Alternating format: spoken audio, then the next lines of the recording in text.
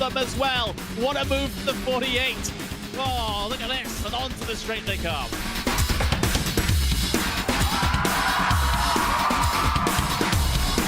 Brilliant move there from the number 40 to make it through. That left-hander sliding up the inside, going up now over Hawthorne Hill, down Pilgrim's Drop, and it's brilliant stuff here at Brands Hatch.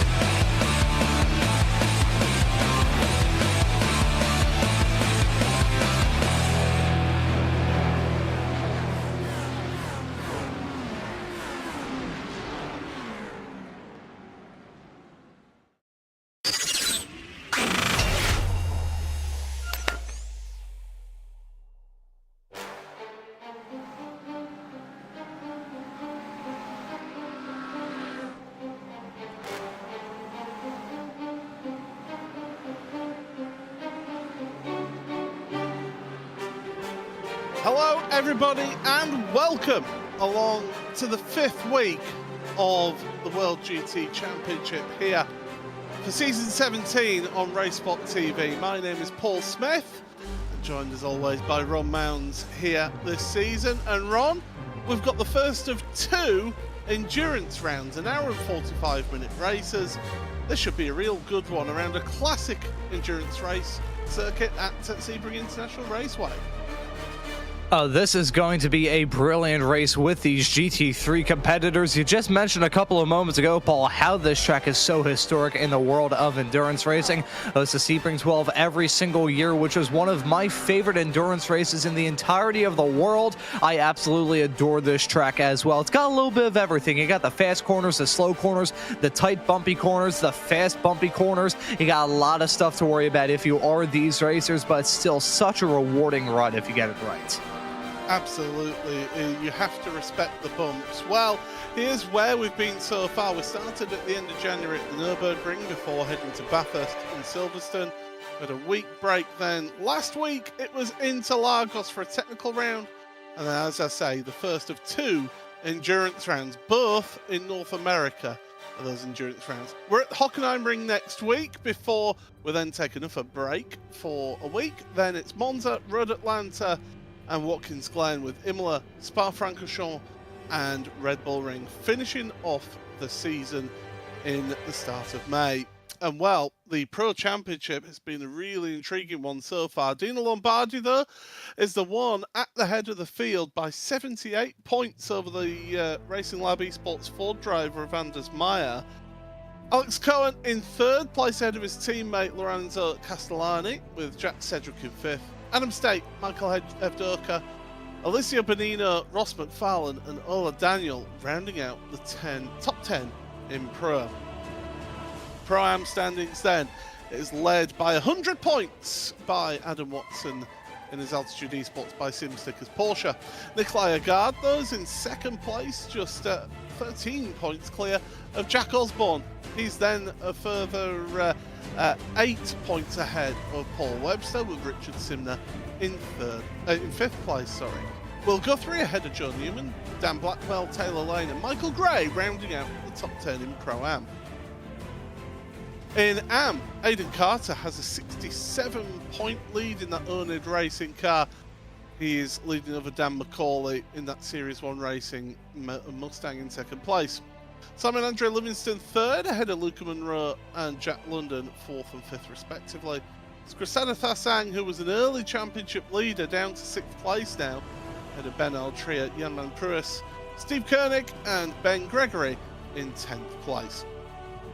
In your pro team standings, there are 10 teams, and it's WSR Esports Bookkicker who have a 55-point lead over 07 Racing in 2nd place. WSR Next Level Racing are in 3rd, ahead of Racing Lab Esports 4th.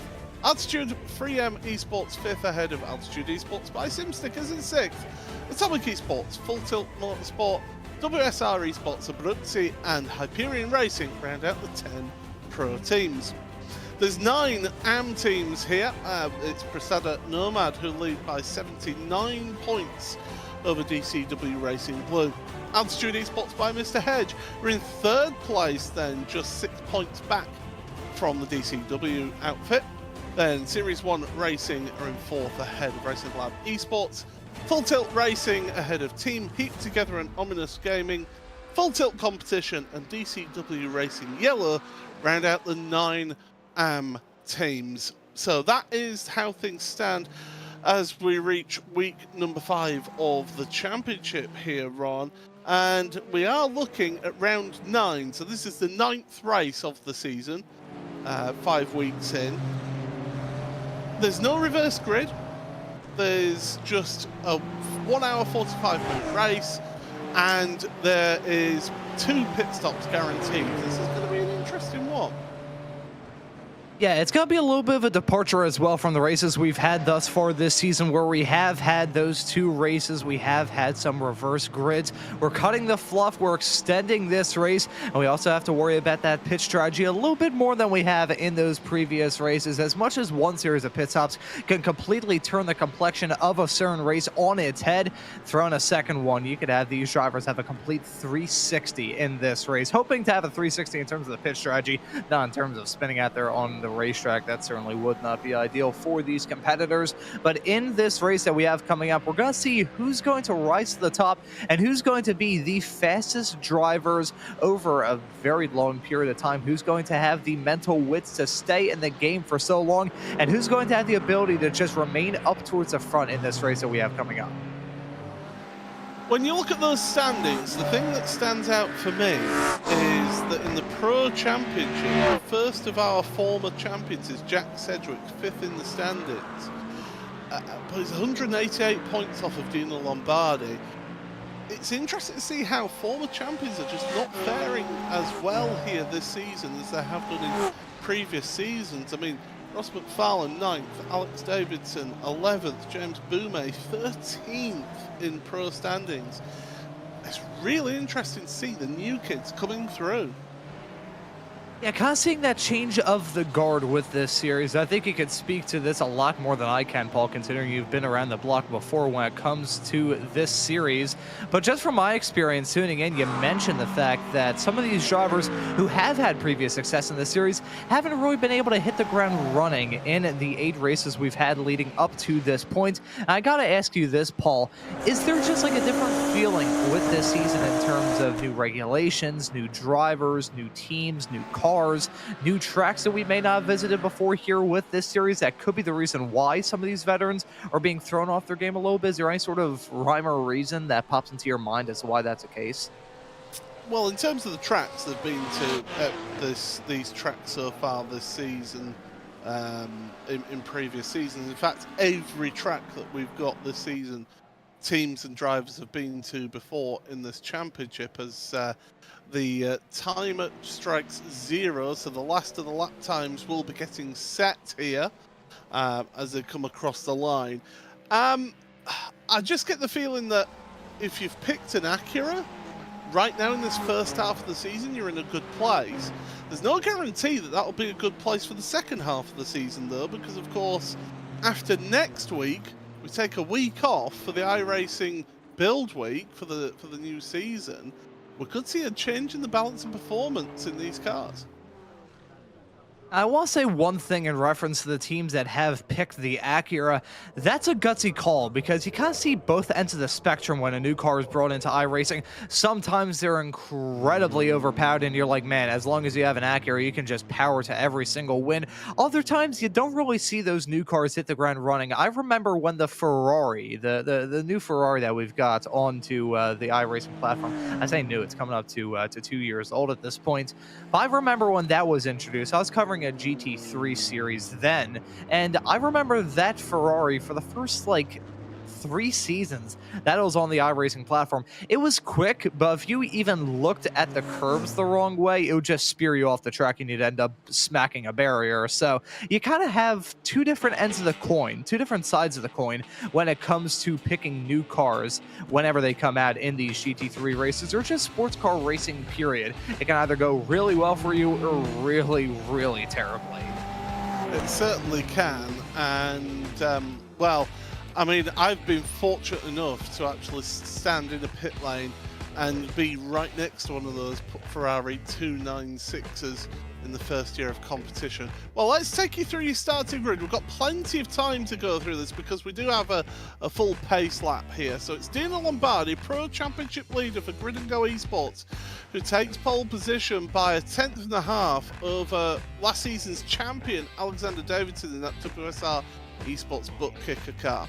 Ross McFarlane then on row number 2. Alongside him is Alessio Benino in the 07 racing car. Alessio not having the greatest start to the season, but we'll be looking to move forward. Anders Meyer, the second placed pro driver, is alongside Aidan Young, who's had a good qualifying this round.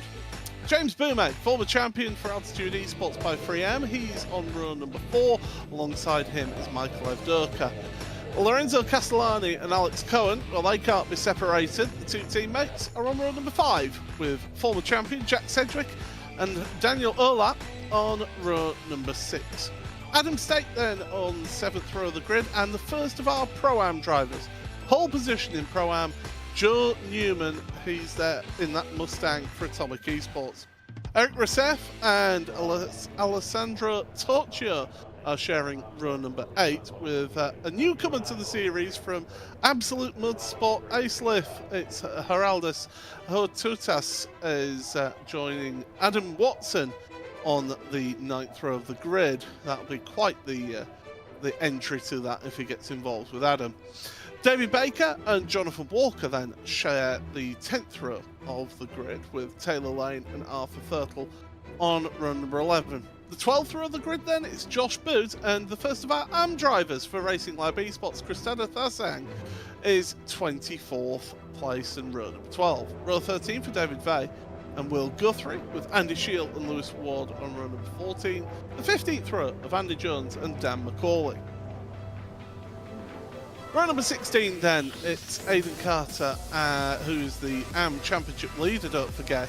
Alongside him is Jesse Payne Wilkins. Simon Andrew Livingston and Jack Osborne then sharing the next row of the grid with Ben Altria and Paul Webster down there in 36th. The 19th row then of the grid is Richard Simner and Dan Blackwell, with row 20 of Tim Perry and Tom Stanley. Chris Chatterton and Ben Gregory then on row number 21. The 22nd row of the grid, the Mercedes, I think it's the only Mercedes out on the grid now, is Luca Monroe with Jack London alongside him. Karen DeBastos and Drew Fletcher then sharing the next row with Adam Hedgecock and Paddy Faulkner on row number 24. Row number 25, Yanman Pruis and Alistair Pollock with Stephen Koenig in 51st. And then we've got some drivers who did not qualify, Leo Tregurtha and Phil Samways. And I do believe that Michael Gray, he did attempt to join us here. He's having a few technical problems with his connection, and that means that he is not going to be taking the start. 53 cars then run around this famous venue. I'm thinking down the back straight, down to Sunset Bend and down the pit straight. Great, nice wide track for these 53 cars, but then exit at turn 1, it all gets a bit narrow and tight, doesn't it? Yeah, whenever I think of the run-up between the exit of turn number 1 leading up into turn number 3 with that bend in the road of 2 separating that small little section of racetrack, I get flashbacks to, I think it was the end of the 2023 Sebring 12 when pretty much the entire front half of the field in GTP wrecked themselves at hang down into the 3rd corner. That stack up is really vital. I'm off the back of doing a broadcast at Cadwell Park, which is another track that kind of occupies that same vein. You got some very fast corners to open up the lap, and then the first heavy braking zone is not turn 1. The field's kind of broken up a little bit. Some drivers probably not happy with how the first few corners shook out for them, and they may go for some gutsy and overly opportunistic moves heading off into turn number 3 around here. I have a feeling that this track occupies that same vein. Turn 3, that heavy braking zone, banging the gears through. It's super inviting to try and go for a move in there, but super tough as well. You got the immediately following right-hander of turn number 4 right into turn 5. You also got some killer curves around this racetrack, those high raised up ones that may strike these drivers out badly. Don't forget, we have got brand new live timing pages. The link is in the chat. If you are watching on RaceSpotTV, which is the only place to catch this series exclusively live here, then click on the link, open up a new tab in your browser, and be able to keep up to date with everything happening in the race. Alex Schmidt talk. He has been moved from Pro-Am to Am. The problem is he's not actually here today, so the Alex Schmidt fan club will not be here joining us in the live chat today. I will say that we got a lot of other drivers set to tackle this race in a couple of moments' time. You got 17 corners around here, around this long racetrack, and you also got the opportunity for many things to either go really well or really, really badly. I'm really looking forward to the first endurance race of the season. Well, the drivers are getting themselves all set then, heading on the run down to Sunset Bend, and we could well see sunset here today. In-sim time is 17:50, that's 5:50s for those of you working off of a 12-hour clock. We are late into the afternoon here today, but it's Dino Lombardi and Alex Davidson who share the front row of the grid. Acura versus Porsche as we head out of the final corner. Barney the flagman is ready and waiting, because we are going green flag racing here for round number 9, season 17 of the World GT Championship. Good launch from Dino Lombardi down towards turn number 1, 4, 5 wide further back as we're heading through turn 1. Hopefully everyone can get through cleanly. I think there's a little bit of bumping and barging going on with Eric Rousseff. He's dropped down the order a little bit, but we're still 2, 3 wide into turn number 3. And as the drivers all fan out at the front, it's that mid-pack where you've still got action aplenty. Car onto the dirt. That's one of the Racing Lab esports cars. And that Mustang getting turned into a lawnmower coming out of turn number 5, down the back straightaway off into the hairpin of turn number 7. That's a good overtaking opportunity for these drivers as well. Looking at them already going side by side on the exit through the Fangio section right now. It was a clean start at the front of the field. Really the only off-track excursion we saw was that Racing Lab Mustang going off the track coming out of turn 5. But as the field heads their way into Cunningham of 10, it's still a clean start for the drivers at the north end. We have got problems down at the back of the field. A few drivers caught up in an incident down at the hairpin, so we'll have to look back at that in a little bit of time. But at the front, Dino Lombardi has a half a second lead over Alex Davidson. That Acura should be stronger, in my opinion, than that Porsche, but it could all come down to how you use your fuel. And if Alex Davidson can hang in the slipstream here at Dino Lombardi, he could be in for a good one. Now, let's take a look back. This is down to the hairpin. Lap 1, car onto the grass, and well, there's going to be carnage.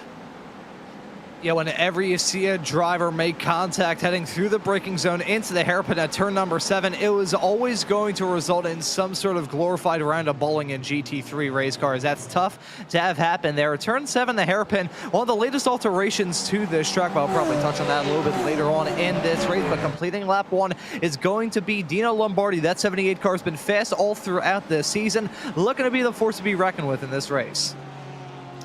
So yeah, Lombardi having a good time at the front of the field.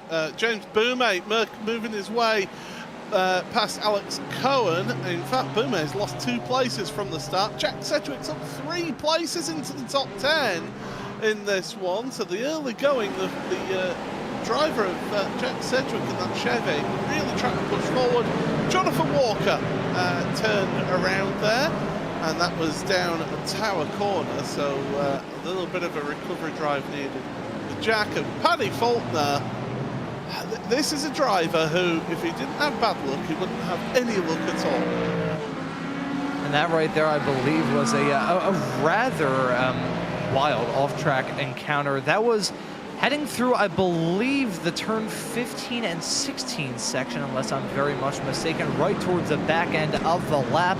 Really, you can split this racetrack up into 2 halves. The first half where you're running on the old airport runways, and this top half of the circuit hanging to Tower Bend, which is one of the toughest corners in the world of racing as far as I'm concerned, where you got these roads that these drivers are looking to negotiate. But the bottom end of the circuit, when you see that transition that these drivers are going through right now as they head through Bishop of turn 14, that I think was where that off-track moment happened for him. But this part of the racetrack, super tough. Not to mention, you got those curbs, which you can see stick out like a sore thumb for these drivers as they come out of turn 15. Yeah, as you come through Gendebien, then it can be really an issue of if you touch those curbs in the wrong way, it just fires you into the wall. I've done it. I think pretty much everybody on the grid has done it sometime in the past through that turn 15, 16 section. But what I will say is that even in real world full metal racing, you hit those curves wrong, then you get fired into the wall. Just ask RaceSpot colleague Tyler Maxon all about that, and the expensive bill he had to do to repair a TCR car.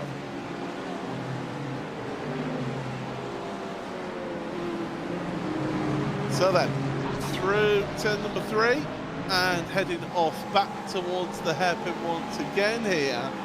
And things are just settling down here, and this is what I expected, Ron. From this being an endurance round, an hour and 45-minute race, we were only 5 minutes in, but things just seem to be calming down a little bit. Yeah, they are settling into a groove, and I have a feeling that these racers know how long this race is. An hour and 45 minutes.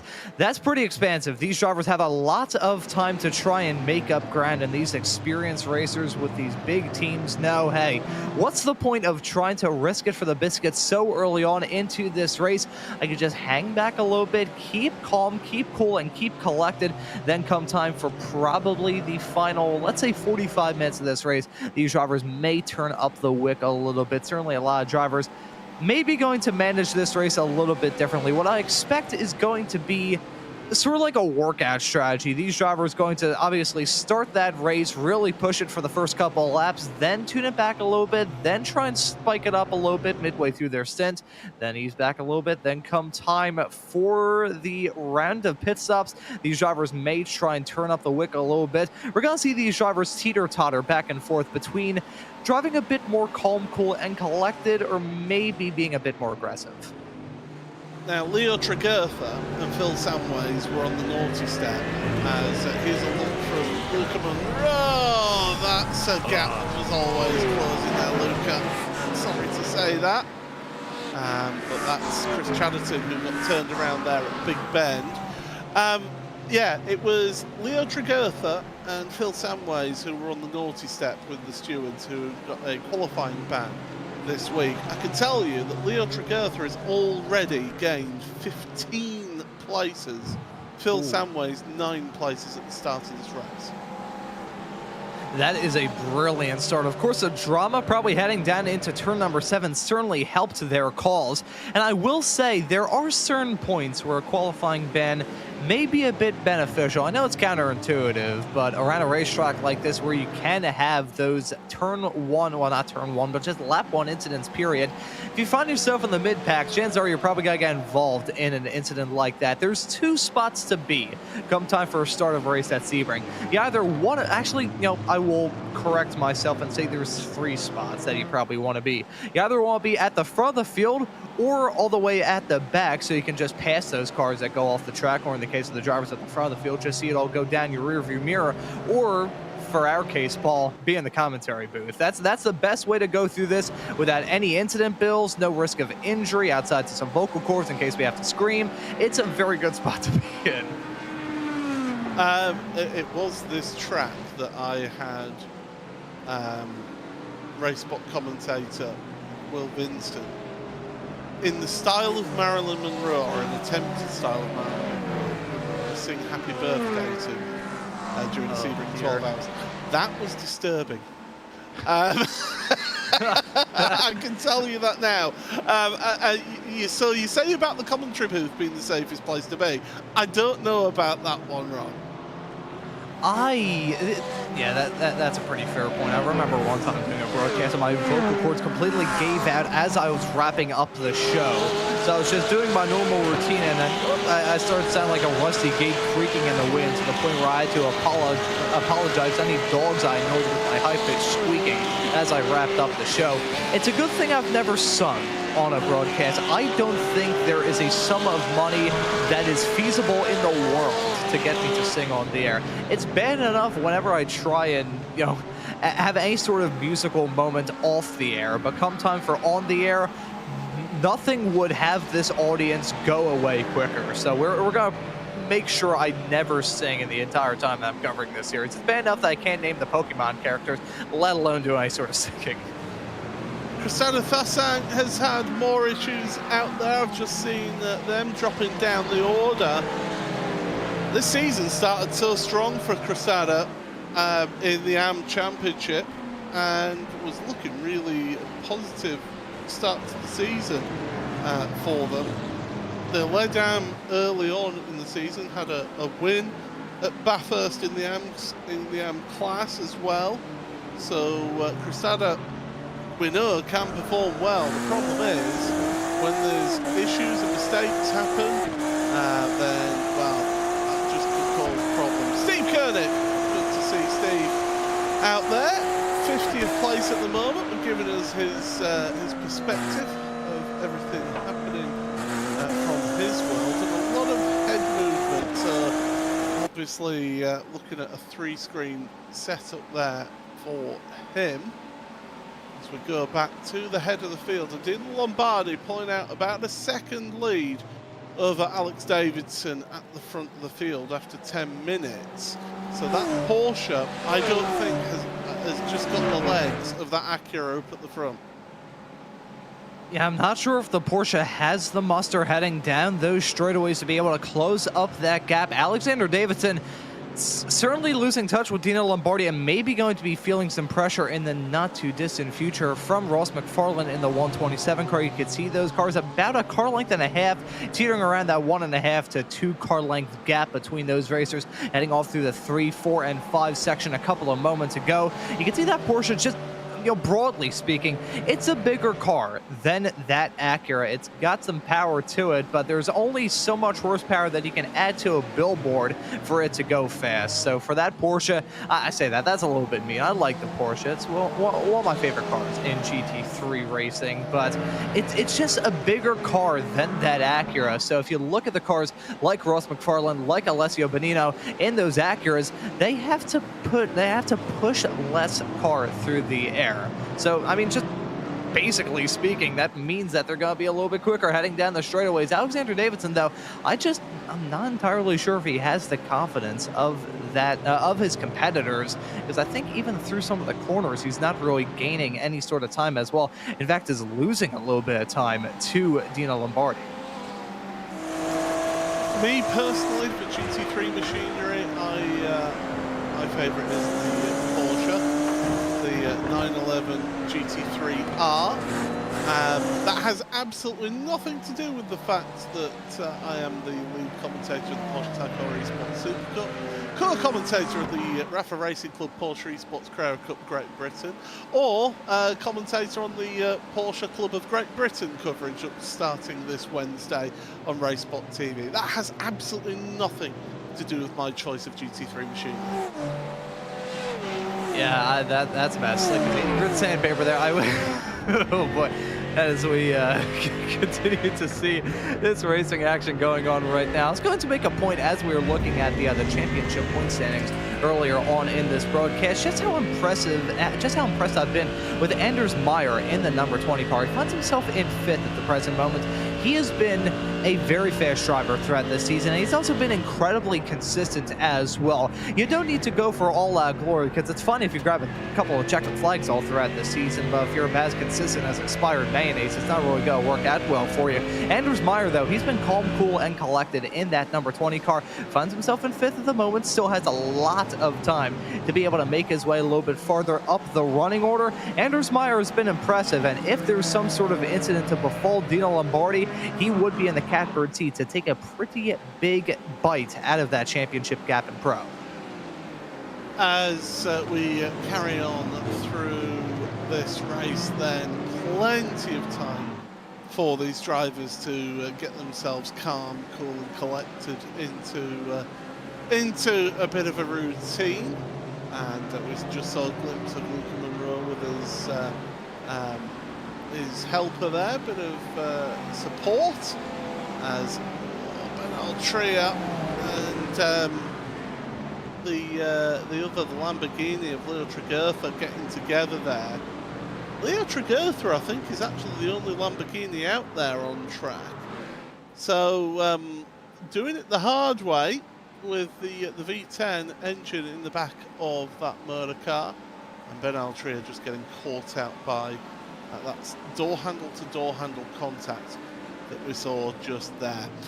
Just to bring you up to speed where other drivers are in this race, in the battle for Pro-Am, it's Joe Newman. He started on pole in Pro-Am, is still in the same place of where he started.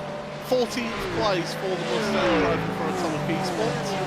He's leading ahead of second place Pro-Am driver Alessandro Toccio, who's in 15th place, so pretty close between Pro-Am battle for the lead, and Will Guthrie, 3rd place in Pro-Am. Your top Am driver right now is Aidan Carter, just ahead of Dan McCauley, and that's a Chevy versus Ford battle, so Battle of Detroit going on out there on track right now with Jessica Wilkins, 3rd place in Am, 30th overall. So Carter 25th, 26th for Dan McCauley. It's a difficult one with these endurance rounds because those Am drivers, they just don't have the opportunities that the reverse grid races give them to potentially get some big points. Yeah, you have to go into these endurance races with a totally different mindset, sometimes with even like a completely wiped out mindset compared to what you had in previous races. It's a total shakeup. I mean, just let's go through kind of a bulleted list of all of the things that are different about this race compared to some of the other races in terms of what these drivers have to think about. You have to think of an extra pit stop, though that's a pretty significant change. You have to worry about the change of track conditions, because obviously in a 1 hour and 45-minute long race, the track conditions at the very drop of the green flag are going to be totally different from how they are at the checkered. You also have to worry about the changing conditions weather-wise. I don't think we have a chance of rain. However, you can just see these headlights are coming on. The track is slowly getting darker as the sun dips down, and the Florida sun slowly disappearing and getting wiped away with the central Floridian moon rapidly approaching. So there's so many different things that these races can bring that going into it with the same mindset that you would for a 30-minute long race, I'm not really sure that the best way I can describe that's like throwing a brick in with like a fruit smoothie. Somebody's been watching Top Gear recently with the V8 smoothie. Christina Thasang then, it was just one of those lazy spins down at turn number 3, carried a little bit too much speed into the corner in the back end, just did not want to adhere, and then it's painful. It's painful with these big grids. You've not really got the slot to drop into when you return into the track. That's a real challenge for the drivers if they do have issues out there, isn't it? Yeah, I've seen some races where a driver has just stayed stopped on the side of the racetrack for what in the commentary booth feels like a very long time. For these drivers, it feels like they're probably stopped there for like a year and a half, just stopped there, seeing the continual line of cars coming through. Like, oh my God, I'm gonna be here for the rest of my life. I'm going to have gray hair and a full-length beard that goes all the way down to my legs by the time that I'm done with this and be able to rejoin the racetrack. It's so demoralizing too whenever that happens as well.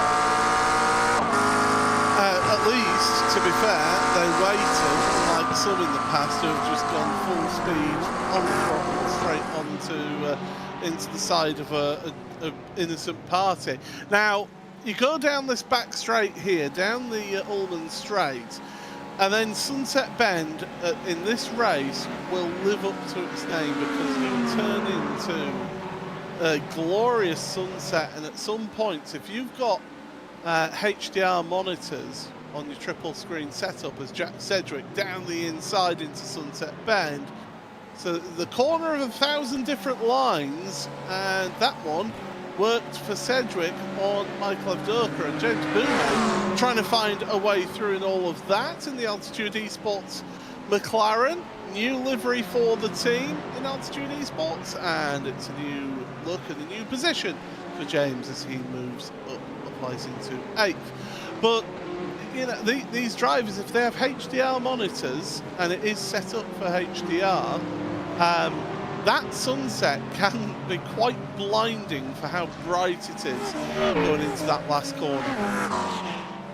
You know, when you say that, my mind harkens back to a moment that I had driving my road car on the streets a couple of weeks ago. I was driving home, and I think it was probably about like 4:30, 5 o'clock in the afternoon/evening, depending on how you exactly slice that period of time and what category it falls into.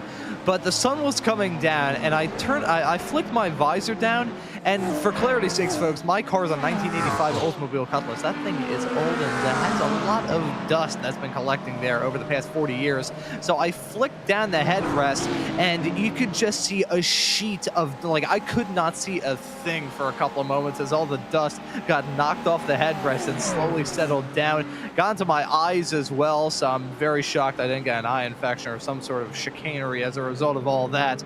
But whenever you mention these drivers getting blinded by their modders, that's the only thing that's popping into my mind.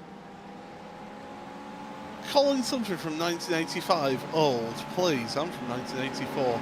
As the leaders are heading down the Ullman Straight once again, pretty much staying as they are.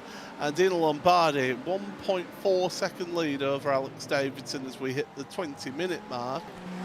We're not going to be seeing these cars heading onto pit road for a while yet. The fuel cell on these cars is limited to 70%.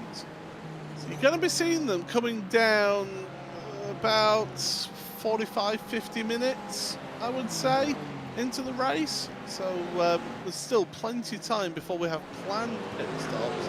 We have had one pit stop, Jack London, who had to get repairs done earlier on in this race. So he's trailing around at the rear of the field right now. Adam State is trying his best in that WSR next level racing car, trying his best to get past the Pro-Am leader of Joe Newman, who's in 13th. And let's see how this is going to shake out. You can see that sun peeking through. My eyes just hurt looking at that, as you can see the orange haze coming off it as it picks their way through the trees. Adam State running on board within that number 18 car, getting a fantastic view right behind from the Mustang in front. Got both sides of this battle, both sides of the coin heading off through Fangio. Now into turn number 10 of Cunningham. This section at the top end of the circuit feels like an endless assault on the tires. That corner of turn 10, super tricky. Turn 11, though, Collier Bend, one of the hardest corners in my view around this racetrack, especially when you're trying to gain some momentum through. Into Tower Bend, which I mentioned earlier on, just about one of the hardest corners from my experience in racing, period. That corner super tough to try and nail down. As I think James Boume has had some sort of off-track excursion. He's dropped out of that's outside the top 10, so not sure what happened there. That'll be a connection issue, will that, for James? Just looking at how he's popped back there into 8th, so yeah, just a little bit of a connection issue there. Drivers are racing from all around the world here in this series, as Alessio Bonino from Italy is taking on Anders Meyer from Norway. So you're seeing a real mix of drivers. We've got Scottish, Austrian, Italian, English, Welsh. You've also got Hungarian, Norwegian, United States, Aiden Young from the United States. Haraldus Utotas, who is the newcomer to the series, who's currently in 16th place.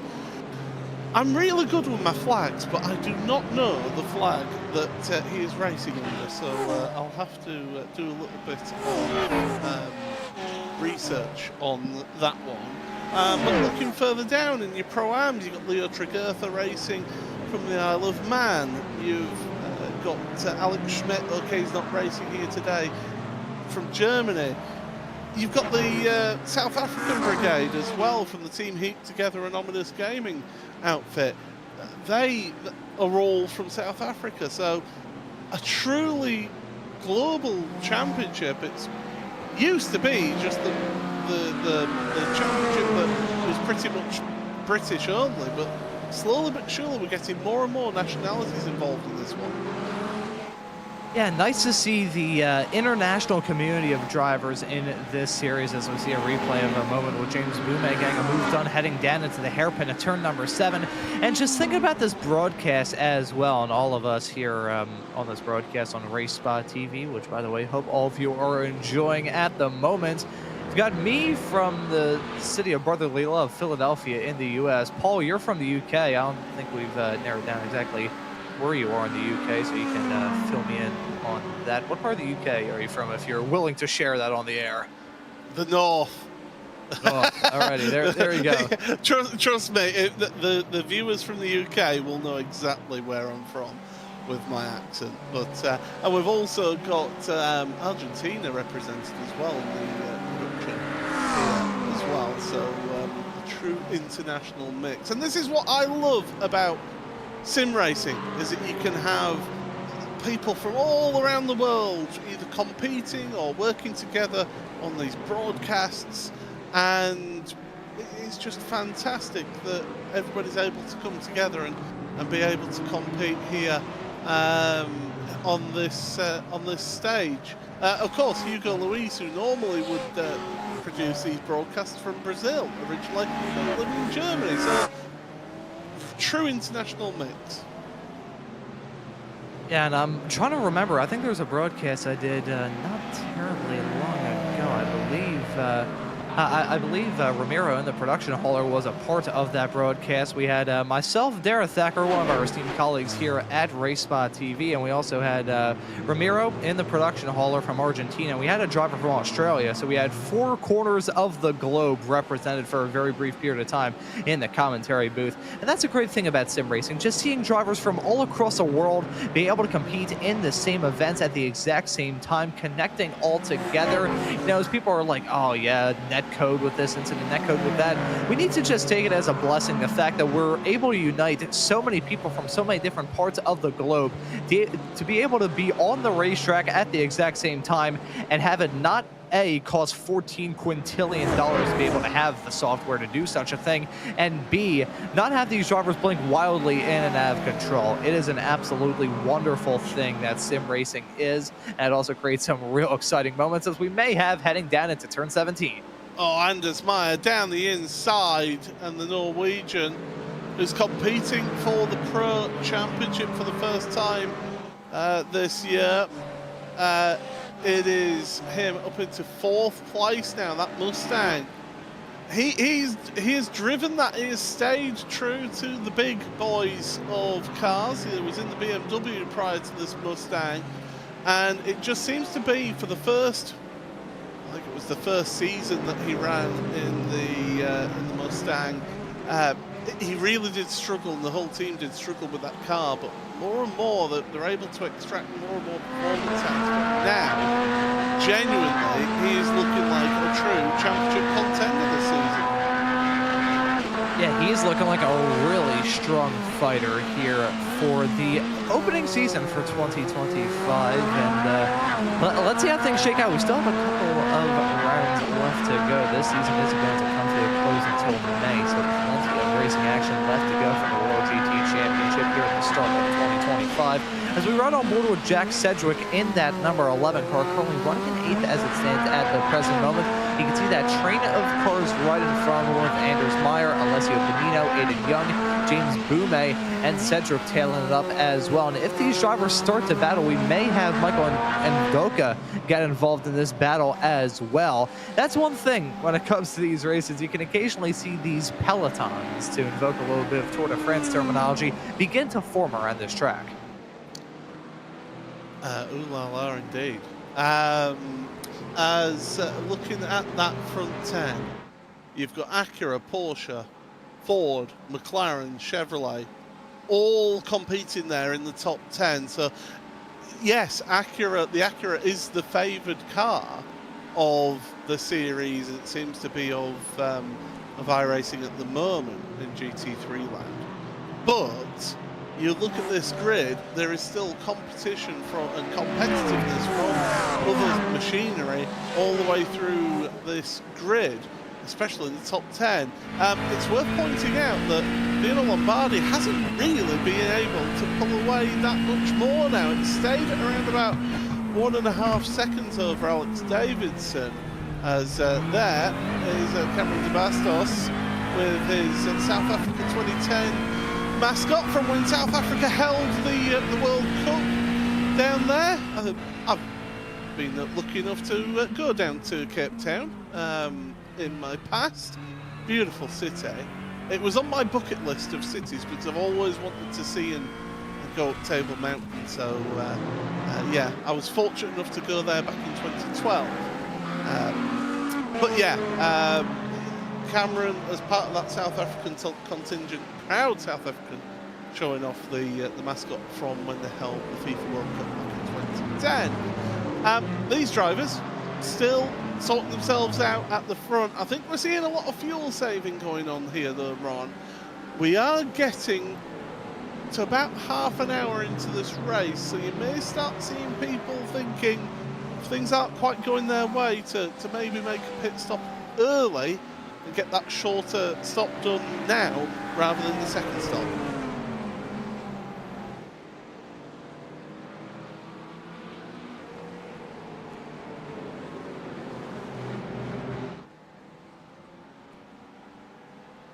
As we appear to have lost Ron. Oh, that was just me having my mic muted there. My apologies for that, Paul. I was just saying, speaking into thin air, how we've definitely reached that point where, considering that we do have a half an hour of racing action under these drivers' belts, you probably have a good idea as to how their cars are racing, and probably thinking at this point, hey, if I don't have the pace advantage, I maybe just have to do a different strategy and see what sticks in a race like this. And a good, bold strategy call can make a huge difference in an event like this. 2 pit stops, lots of room for error, and a lot of room to make up time as a result of that pit strategy as well. So I think we certainly have reached the point where some of the drivers who have maybe been either down on their luck earlier on or just down on their pace in the early stages of this race are probably thinking, hey, I may as well come into the pits. What do I really have to gain by just doing what everyone else is doing? I don't know if it's just me, but that Porsche seems to be gaining on the race leader, Dino Lombardi. So it does seem to be gaining those timers. Dan Blackwell has gone onto pit road. I don't know why it's suddenly showing him as in first place on our timing tower. because he's not. I can tell you that now. Dan Blackwell is not in first place. He's down in 46th, 47th, 48th because he's having his pit stop. Now it catches up. Now it gains, catches up with us here. The lap times, I can tell you, Dino Lombardi, average lap time wise, has been about 6-7 hundredths of a second slower than Alex Davidson over a 5-lap average. So they're pretty much matching pace, the leaders. It's just that Lombardi just seems to be just getting caught by the odd sort of tenth or two here and there every now and then. Yeah, just making up a little bit of time here, a little bit of time there. I usually bring up this sort of analogy when it comes to slowly but surely whittling away that gap between two drivers. Sometimes it is efficient, just like for trimming your nails, for instance. You don't break out a chainsaw to trim your nails. No, you got a nail clipper and a nail file, and you just slowly whittle away at it until you're like, okay, there we go, good enough for now in terms of cutting your nails. You don't break out a chainsaw for something like that. You don't need to make up a second gap in one single lap. It's just about those incremental gains that can make a really huge difference, and it is making a huge difference at the front of the field. James Boumet has been making some moves in the second part of the opening stint of the race, moves himself past Aidan Young, so that McLaren as well becoming strong. Now, Dino Lombardi was compromised on the exit of turn 1 because Paddy Faulkner was coming out of pit road when he came around, so had to compromise his line. That's allowed the leaders to close up a little bit. Also, there's been drama for Leo Tregurtha. Remember, started at the very back of the field, has got a mechanical warning flag, the black and orange flag. So something's happened to Leo out there on track, and he's going to have to come onto pit road and get repairs done. But fortunately, if you are new to this series and never seen this championship before, all drivers do get one fast repair that they can take at a pit stop and get repairs done. So it's not the end of the world for Leo, but it's not how he would have wanted the end of his first stint to go. Yeah, certainly not ideal at all to have that moment, but hey, still got a lot of racing action left to go, coming up to 1:11:11 in this race right about now. There we go. Already beautifully timed. Hopefully there wasn't a mic delay there, because if that came out on the broadcast slightly delayed, I'd be a little bit upset. But I said now right as it popped up on our production feed. So still got a lot of racing left to go in this race. Don't get me wrong. You don't want to have a mistake like that too often, obviously. And those sort of mistakes can also be rather demoralizing as well. You got to think of the mental aspect for a race like this. If you have one mistake, that can really ride on you for a decent chunk of the rest of it. Even if in a race like this you have a mistake in the first 45 minutes, that can still be at the forefront of your mind, just kind of eating away at you come time for the final hour. So you want to avoid those moments at all costs, because if you have a lot of them happen, you could just end up seeing yourself be mentally buried from that all the way to the checker. Michael Avdoka, Lorenzo Castellani and Alex Cohen are the battle for 9th place. Meanwhile, it's Anders Meyer, Alessio Bonino, James Boumet, Aidan Young, Jack Sedgwick, all fighting for 4th place in this race right now. So the top 10 has been really interesting. And still in Pro-Am, Joe Newman has that 13th place and Pro-Am lead. Ahead of Alessandro Toccio, who's in 2nd place in Pro-Am, 15th overall. There's Joe in his Atomic Esports car. He's been able to stay ahead of Adam State through all of this stint. So having a pro car between himself and his next Pro-Am championship driver is a really good comfort gap that it gives him in this field. Aidan Carter and Dan McCauley, they're still together. They're 1st and 2nd place in AM. That's actually quite a close battle there, down in 24th and 25th place. So the fighting isn't just up at the overall front of the field here, Ron. It's also further down when you're considering the leaders in the different classes. Yeah, as it stands currently in this race, it's I want to bring back the point that you raised a couple of moments ago in terms of having one car separation in terms of some of these interclass battles, as we see Joe Newman still on screen right now, your Pro-Am leader in the 997 car. Maybe it's just a psychological thing, but it's always good to have that car between you and your competitor. Take that gap as is and see that car in the middle. It feels like a bigger gap when you have that car in between you, because if it was just straight, it wouldn't really feel like that much. As we see a replay of a moment for Leo Jagurtha in the 48 car, spinning in that Lamborghini coming out of turn number 1, going back to the point we mentioned earlier on, having to stay stopped by the side of the road for what feels like 1,000 years to be able to rejoin the racetrack without any further incident. But said the mental thing, at least from my perspective as a commentator, seeing that car in between the two, it makes the gap feel a lot bigger than it is. And for these drivers, they probably have the same thing going on. Just gives them a bit of comfort when it comes to these battles. It also gives you some extra points as well over your competitor there, because again, if you're new to this championship, we've got 3 different categories of driver. We've got pro drivers, which in the timing tower on the left hand side of your screen, their car numbers are in green. The Pro-Am drivers, whose car numbers are in yellow, and then the Am drivers, whose car numbers are in red. That's how to differentiate the different classes in our timing tower on the left-hand side of the screen.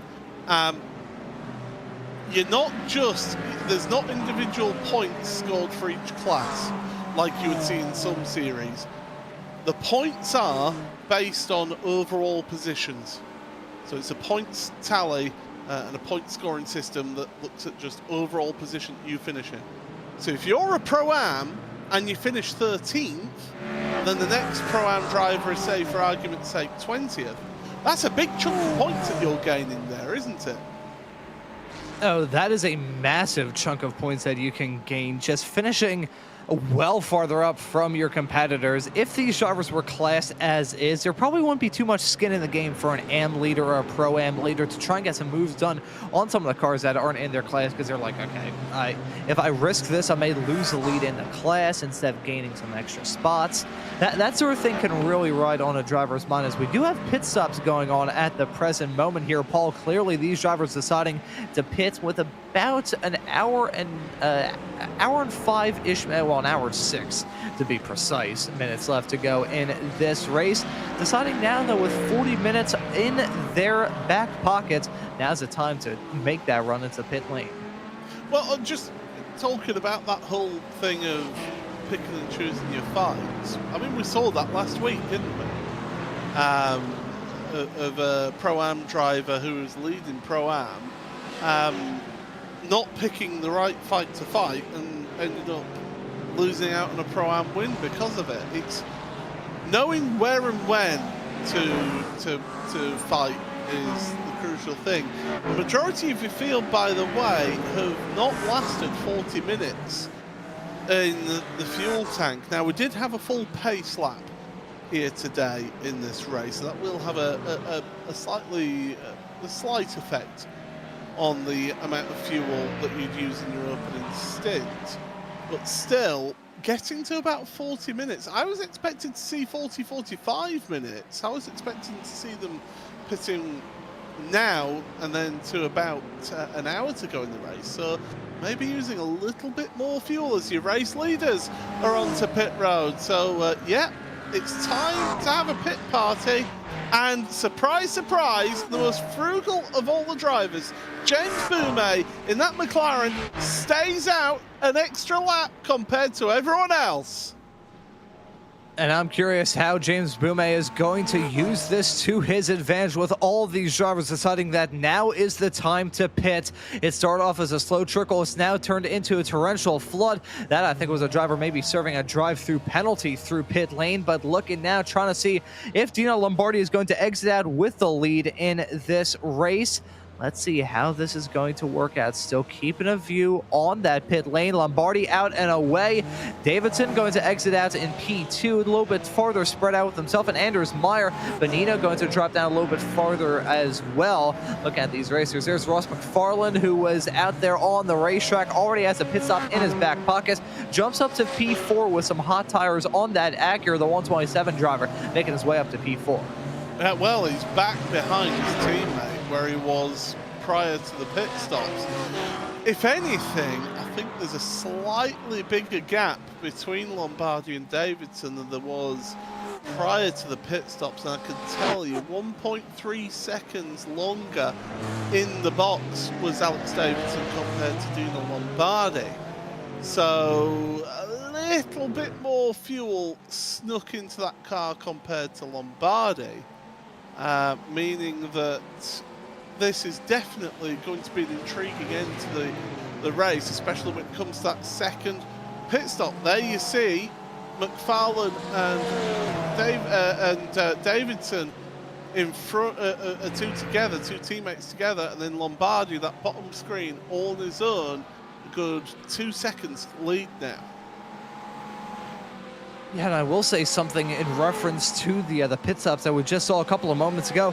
It kind of forces your hand into how you tackle the final hour of this race. James Boumé staying out for the extra lap has now come into the pits in the number 28 car. But getting back to the point that I was going to raise, having this first pit stop, it will set your entire race up. The entire rest of the race and how you tackle it is going to be affected by how you tackle this first stint and how you went about this first stint.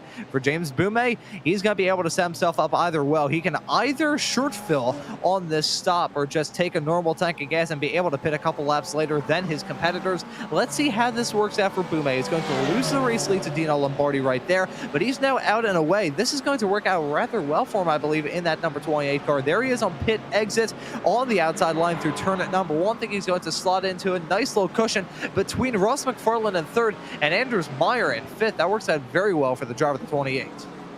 He was 23 seconds though in the box compared to 24.5 seconds from Meyer and 25.3 seconds from McFarlane in front. So a little bit of a different fuel strategy going on here from James Boumé.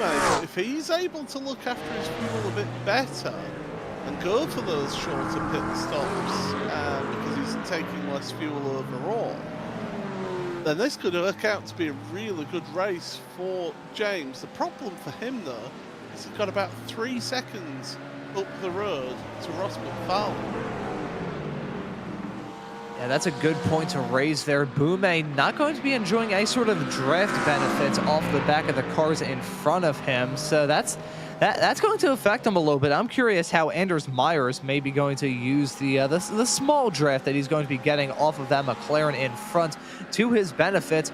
I mean, if the roles were reversed and James Boumé exited out behind Anders Meyer, he would probably be getting better fuel mileage than most cars do on the normal roads. He would be, I mean, that Mustang is a huge car compared to that McLaren, which basically looks like a slipper in comparison to that big boot of the Mustang. So considering it's the other way around, I think Anders Meyer maybe not going to get the best fuel numbers in the world, but still going to be enjoying some draft coming off the 28. I believe Alex Cohen's had some issues out there on track, down in 10th place, but back up and running in that 10th place. So yeah, we've got to keep an eye on him. Yeah, so the battle for 4th, that's working nicely. Boumé will have had his tyres not completely up to pressure and temperature right now, but certainly not the stone cold tyres that would have gone on to his car. The sun is properly setting in the sky. We've got a gorgeous golden sky, and there's the conditions that the drivers are contending with. Partly cloudy skies, 25 degrees on the track, 23 in the air, and well, not a drop of water in the sky to fall on this track. Thank goodness for that is all I'll say. As we continue to see this race develop and jump back to the front of the field, finding this Alexander Davidson and Ross McFarland fight. The headlights coming on in these race cars. This track probably going to be a lot cooler than it was at the very start of this race, with the sun slowly dipping below the horizon, and these drivers also flashing the headlights at some of the laps cars as well. Oh, that was some close quarter stuff heading down into Tower Bend. Not sure who that was in the laps car that I think nearly took a one-way trip into the outside tire barrier. That's 1 point to raise as well, considering the stage of the race we find ourselves involved in, Paul. I think we'll start to see these drivers maybe get a bit upset with those lap traffic encounters. Here's what happened to Alex Cohen. That's on the exit of Gendebien into the Moore corner. And a spin there for him. Andy Jones further down in the order, carrying a bit too much speed into Sunset Bend. And now, was that teammate? I think that is, yes. So that would have been a very expensive and a long talk to the team boss if they'd have come together then. I think I could see the flash of the headlights just being like, oh, I am so sorry. I think I saw that when they were heading on to the start-finish straightaway right at the end of that replay. I mean, teammates or not, that is still a terrifying moment regardless, because turn 17, Sunset Bend around this track, that is blind. You have got the exit bridge midway through that corner, and you also got the inside barrier. There's a lot of stuff that blocks your view on exit. So imagine hauling the mail in a GT3 race car, and you see not just any car, but your teammates spun around on the exit. What do you do? There's like little time for him to avoid that. Oh my goodness. That reminds me of something that happened to me in my karting days. One time I was running at this kart track up in Allentown, and through one of the first corners, it is completely blind. That's an indoor track as well, so you don't have any sort of lights or anything helping out too much, which is a little bit iffy. But regardless, I was heading through this corner basically at full speed, and there was a car spun and stopped in front of me. I had to slam on my brakes and snap the wheel over to the left-hand side, to the point where I thought I was going to break the cart to avoid any sort of contact. Seeing that maneuver between those two teammates coming out of Sunset Bend a couple of moments ago flashed me back to that moment from my karting adventures 3 years ago. It's best not to talk about my karting adventures, they don't go too well. Jack Sedgwick then 8th place, battling with Aidan Young, the WSR Esports and Abruzzi car, and side by side for Jack and for Aidan. And Jack in his NX Racing Chevy. This is the first time in pretty much since I can remember for Jack Sedgwick running in this series not to be in a Ferrari this season. He's moved over to the North America machinery of the Chevrolet, and down the inside in that Corvette. Can he make that move stick? The Acura though, getting on the power on the outside earlier, and again that goes back to the point I made earlier on that last corner at Sunset Bend. There are so many different lines that can work through there for you. Yeah, so many different lines around this racetrack. It's definitely an odd comparison to make, to be sure, but some of the corners around here, it kind of gives the vibes of an oval, even a dirt oval at that, where you can run either the outside line, the inside line, tackle the corner in any way that you want to be able to make up the time. That's also part of the reason why you tend to see some collisions heading through corners like that. Two drivers taking completely different lines assigned to go side by side. Eventually, there's going to be a crossover point, and these cars can blend and merge in with each other. So heading through corners like Sunset Bend and also turn number 1, and even I would say to some extent even the turn 14 and 15 section, you can see some drivers take some different approaches heading through there. Lots of different sections of this racetrack. We just saw them go through one right there of Fangio, that section of 8, 9 leading into Cunningham of 10. See some drivers run some odd lines heading through there as well, which is part of the reason why those sections are usually flashpoints for some incidents.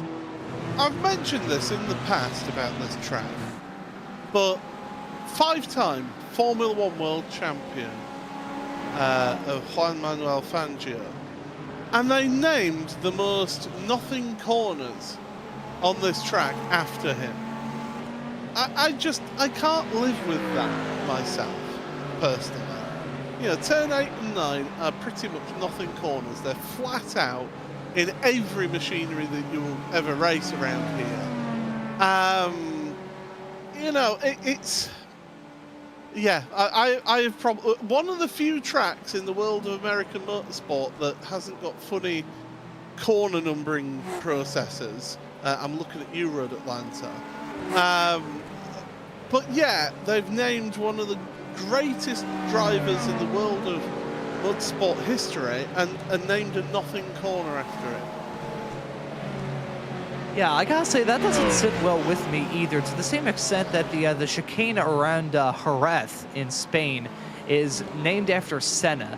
That always does not sit well with me, because anyone who's driven through that chicane at Jerez knows for sure that it needs to be torn up and have all that asphalt just chucked into the gaping hole of an active volcano, because that chicane should not exist in any plane of motorsports. So naming that chicane after one of the greatest drivers in the history of Formula One, along with naming that 8 and 9 section after Juan Manuel Fangio, doesn't sit well with me at all. And, you know, on the subject of kind of Formula One crossovers with this racetrack, I always like to bring this up, that Sebring, technically speaking, it did host the first ever United States Grand Prix. I'll hold off on that point. Side-by-side racing heading down into Cunningham. Look at that. Jack Sedgwick trying to get that move done in the number 11 car on Aiden Young right in front. Not close enough. Heading through turn number 10 into turn number 12 and 13 right now. They single filed out through Collier Bend of 11. Always like to raise this point, though, in terms of a nice little bit of trivia about this track. Hosted the first ever United States Grand Prix, but because the odd way that the 1950s Formula One worked, it was not the first American track to host around the Formula One World Championship. Yeah, so it's Jack Brabham went and pushed his car over the line at Sebring to win the championship, to win the World Championship. That's the interesting fact about that one and only time that the Formula One World Championship came to this venue. Of course, one of my favourite facts about this venue is, if I recall the year correctly, I think it was 1974. No, it might have been 73 with the oil crisis.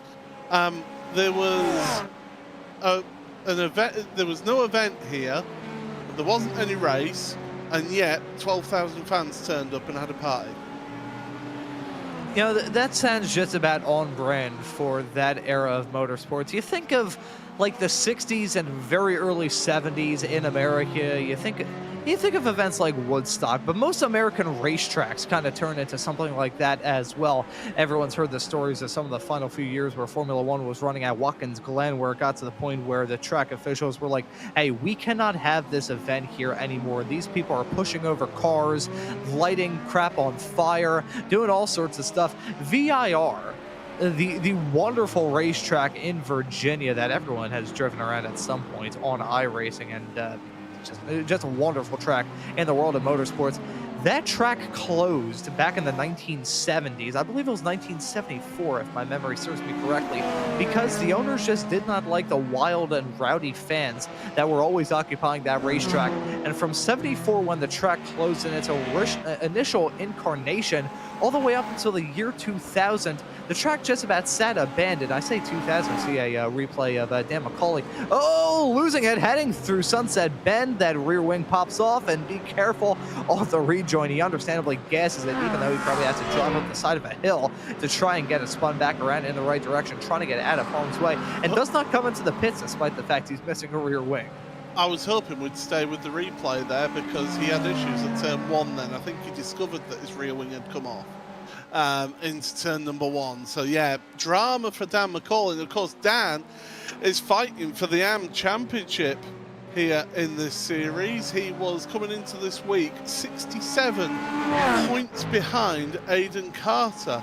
Well, it was Aiden Carter that was racing against in this race earlier on. Look to the inside, down the inside for Aiden Young, up into 7th place. Jack Sedgwick not able to hold on to that place, or is he? Because he's down the outside into turn number 3. It all gets a bit tight, and there's contact. Not enough room given between the two of them. Aiden Young, though, bullies his way past Jack Sedgwick, and Sedgwick, well, he won't be liking that, but Aiden Young, not a respecter of of egos out there on track as we carry on down into the hairpin and around the outside. Cedric, you're not going to get that done there. Oh, he's still holding it on. Okay, so they finally single file out coming out of turn 7. I was about to say, if Jack Sedgwick could hold on to that side-by-side fight, that would be some close quarter stuff. But here we go, side-by-side yet again, heading down into Cunningham. Sedgwick trying to get that move done in that number 11 Corvette down the inside into the corner, and it shakes out well for him. Sedgwick getting that move done to jump his way up into P7. I gotta say, though, Michael Invoca and Evdoka, my apologies, I got the name pronunciation coming up at the end of the season finally, right? But he's slowly reeling in these drivers as well. He's about 2 seconds back as it stands currently, but considering that these two drivers have been battling tooth and nail, have come close to disaster on several occasions, we may end up seeing Invoca again involved in this battle. Michael Evdoka, I can tell you, his 5-lap average is a 2-minute.2 compared to Aiden Newton's 2-minute.1 and Jack Sedgwick's 2-minute flat. So actually, in terms of the average lap time, these two have been pulling away from Evdoka when you look at the averages. But of course, single lap, Evdoka should be a little bit quicker than these two on this lap in particular, because of the fight these two have been putting up with each other. But I think Sedgwick now has finally got the job done and has moved ahead. And yes, that one lap cost those two at least, well, for Jack Sedgwick, 1.3 seconds over Michael Evdoka. So yeah, that fighting did cost them on that last lap. Battle for 13th still ongoing. Joe Newman still ahead of Adam Staten, Alessandro Torchio and David Baker throughout that race. And a driver we've not really talked about all race, as in fact Joe Newman loses the place. He's gone off, so loses 2 places. In fact 3 places, because Torchio and Baker both make their way past on Joe Newman. So one mistake for Newman, that's dropped him down from 13th down to 16th. But a driver we've not really talked about much is Daniel Ola. Down in 17th, he's been having a quiet race as the Hungarian driver. That, by the way, yes, I did mention Hungary as a nation we'll have here in this race. But yeah, Daniel Ola, that, trust me, his father has told us it is Daniel Ola. He's just had a bit of a nothing race so far. He's lost 5 places from where he started. Yeah, the best way I can describe it right now, it's just a plain piece of bread for Daniel Ola in that number 99 car. Hasn't been anything spicy in a bad way, hasn't been anything sweet in a good way. It's just been a race for him where he's been driving around a racetrack for a consistent period of time. A racetrack, which, by the way, completely dark as it stands currently. You can barely see any sort of light in that nighttime sky. The headlights firmly on. This track is going dim. You can just see a little bit of an orangey red hue in the distance as we saw those drivers heading down the Ullman straightaway off into Sunset Bend of turn 17. This racetrack, the way it is right now for these drivers, probably feels completely different. Pun very much so intended, night and day difference between how it was at the start to how it is 1 hour in, as we see that spin for Dan McCauley and the number 41 car heading off through turn number 1, realizing that with a missing rear wing, not going to help your handling one bit. He's still not come down on the pits, though, Dan. I'm looking at the timing screen, which, by the way, if you are watching on the on YouTube, it is the pinned comment at the top of the chat is the link to our brand new look live timing screen brought to you by Appgineer, and a great job that they've done of giving that a brand new look on the timing screen. So keep up to date with everything happening in this race, and you will have seen that Josh Boot has just lost a couple of places out there because of an issue down at turn number 5. So he's dropped down the order a little bit on the timing screen. But yeah, you'll see that in the stint, in the pit stops, he's on Dan McCall is on the done 1 pit stop, so he's not got that repaired up. Yeah, that's a little bit surprising. I'm not really sure what the other strategy call is there. I guess, I mean, I don't think the weight reduction is going to help him out, considering the fact that car is generating no downforce at the back end of it. That car, bad as loose as you could possibly guess. We see a replay of Josh Boot in the 606 car, maybe looping it around. Yes, he does loop it around, heading out of turn number 5. Not sure if there was contact that led to Boot spinning around, so not sure if Boot got the boot there coming out of turn number 5. But he goes for a spin, rejoins the track, and is going to have this pack right behind him closing up. That is a terrifying moment for all parties involved. But able to carry on crucially for Josh then, so he's down 11 places from where he started. Tim Perry just ahead of him right now. Tim, I think, would have been disappointed with his qualifying in this race here today. Interesting fact for the day for you, Ron. You can take this away and use it on 2 racetracks, this fact. Did you know that Sebring International Raceway is the same length as the Mulsanne Straight at Le Mans? Oh, wow, that is a very good fact. And I'll ask, is that with the chicanes or without the chicanes? I don't know. I just know that I can't remember exactly where it was, but it was one of these sort of, you know, websites where you see the 10 interesting facts about Le Mans that you don't know. And one of them was that the Mulsanne Straight is the same length as Sebring International Raceway. And you think of Sebring being a relatively long lap, don't you? I mean, they're doing, in GT3 machinery, doing 1:59s at the front as Adam Watson moves past Geraldas Yotautas, as, Adam trying to fight his way in Pro-Am. But yeah, you think of this being a long lap here, and then it just puts it into perspective just how long the Mulsanne Straight is at Le Mans.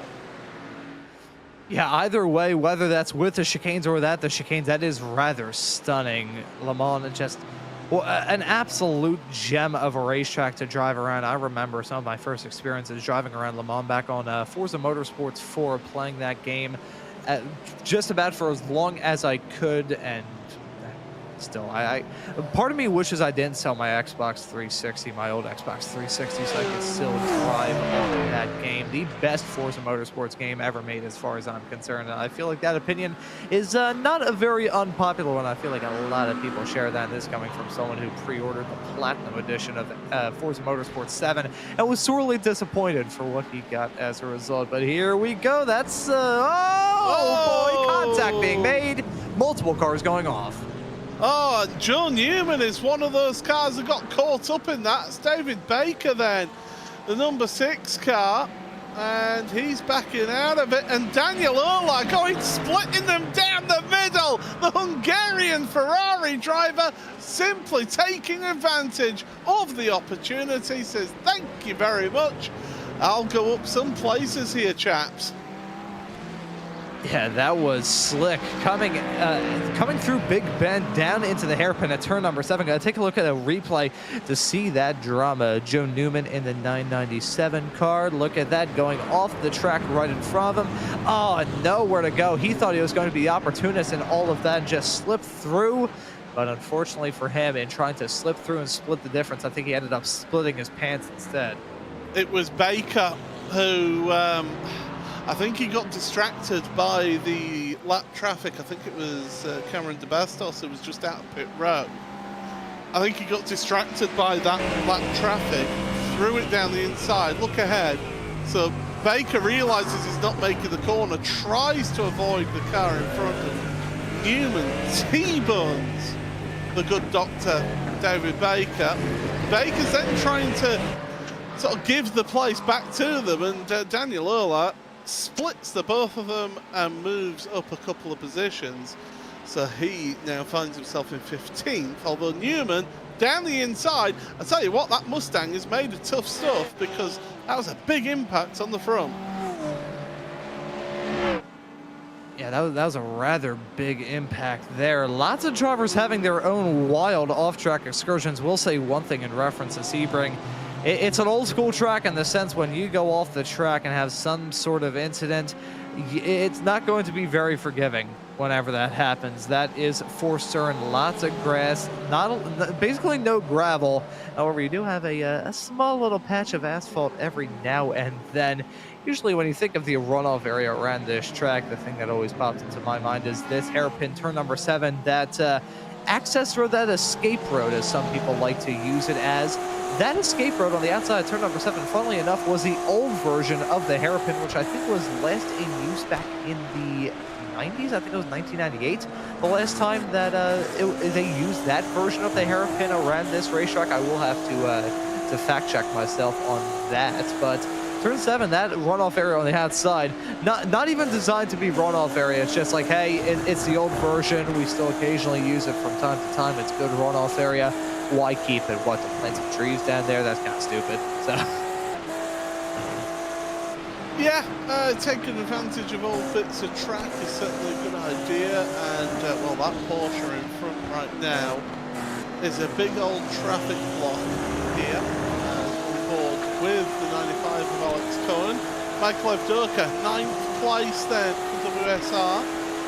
And he's trying to hold on to that 9th place, but Alex Cohen looking to make the move. Oh, that's a bit risky, going onto the concrete down the Ullman straight, and bang, bang, into the back of Evdoka.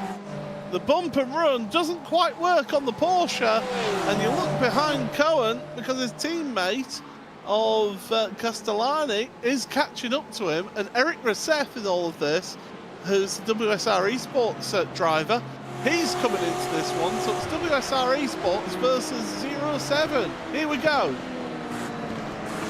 And let's see the bump and run tactic heading through Sunset Bend at turn 17. Not working well for Cohen on the exit in the number 95 car, but there you go. That's how it shook out a couple of moments ago. Side-by-side fighting may be flaring up between these two in the not too far off future, though. They are not alone in this pack, though. It is a 4-car train chugging their way down into turn number 7. Could just barely see the headlights at this point. This track completely pitch black. The small little bits of light that you have around here illuminating the track ever so slightly. I can't even say it's illuminating the racetrack. It's just attracting mosquitoes more than anything else. You do have these little reflectors at the side of the track here. You can see it. You see it especially on the onboard shots that we have, usually from the roof. You see those reflectors shining with the lights. Now, a number of years ago, as we have a look at what happened to Cameron de Bastos getting involved, has he? No, he's had an issue there. Out of 4, in towards 5. Finds a barrier, and oh dear, that'll be sketchy, not having any headlights on the front of the car. But years ago, so I'm talking like 2014, 2015, 2016, I used to race in a touring car league, and because we didn't have the TCR cars at that time, we used the Kia Optima. And that car, contact! Evdoka! Cohen around! Cohen's backed it into the tyre wall. Evdoka's trying to get pulled forward and away. Oh my goodness, the car's coming around there. Straight onto pit road for Evdoka. I can tell you, Cohen's got serious rear suspension damage. My goodness, that's a big dramatic moment there from your top 10. Yeah, huge amount of drama heading off into turn number 17, but I gotta say that could have been so much worse with those cars coming in. As soon as I saw those headlights, I was like, oh, I don't have a good feeling about this. I was starting to panic from my perspective in the commentary booth. The fact that didn't result in a field clearing accident heading through Sunset Bend is an absolute miracle. But those drivers getting caught out by that quite a lot, having to come into the pits, not really of their own choice, though. However, we are firmly in that pit window where they will be able to make it to the checkered flag. So I guess not a terrible amount of harm and foul done there as we take a look to see that side-by-side racing. We may have to take a look at another angle of that, but I think Cohen maybe cut Evdoka off a little bit heading down into Sunset. So just pinching it down, and then you've got the Pro-Am coming through of Toccio having to pick his way through all the detritus here. A view from above, possibly. Here we go then. So this is what we want. So if Durka's on that inside line, Cohen on the outside line, I think you're absolutely right. He's just come in, hasn't he, towards the apex when you've got Evdoka there on the inside, and the two of them come together right where's Toccio comes through. Oh, I tell you what, reactions of a cat there. And from Toccio, able to sort himself out as Dino Lombardi, your race leader, onto pit road for pit stop number 2. And there we go. This is the money stop for these drivers. It can either go really well or really badly as a result of this run through the pits. Let's see how it works out for Lombardi. Coming up to 20 seconds down in the pit stall, dropped off the jacks. Let's see, still stop, waiting for that 78 to roll. There he goes. He's finally out and away. Let's see how long that was. 27.6 seconds. I don't know about you, Paul, but that seems a bit long. Yeah, although at first pit stops, Castellani, Daniel Ola, they both were 30 seconds in the stall, so it could well be that some of those drivers near the front decided that they wouldn't quite take a full tank, knowing and just to split the fuel, whereas some have decided to fuel it long and then just go for a splash and dash towards the end. So yeah, interesting if you're into strategy, and Dino in the chat is certainly into strategy with how much fuel is worked out, the fuel needed, and what the usage is. So yeah, it's how you split things. But one thing I was going to mention is James Boumet has caught that 3-second gap up to Ross McFarlane here. It's McLaren versus Acura as things stand for second place. Yeah, and we can see more drivers make that call to come into the pits. McFarlane and Boumet coming down the pits together. And I gotta say, I'm a little bit surprised about this call from Boumet to follow McFarlane in. We saw McFarlane come in for one of the earlier stops during that first cycle. James Boumet was one of the last drivers, so deciding to come in together, this is a little bit strange, the merging of strategies between these two. But remember, Boumet was only 22 seconds, whereas McFarlane was about 24 seconds. There's more pit stops happening for Anders Meyer, Adam State, Alessio Benino, Toccio. There's a whole pit party going on from the top 10 right now as we're going away for James Boumet. And does he jump Ross McFarlane? The answer is yes, because he's a quicker stop again.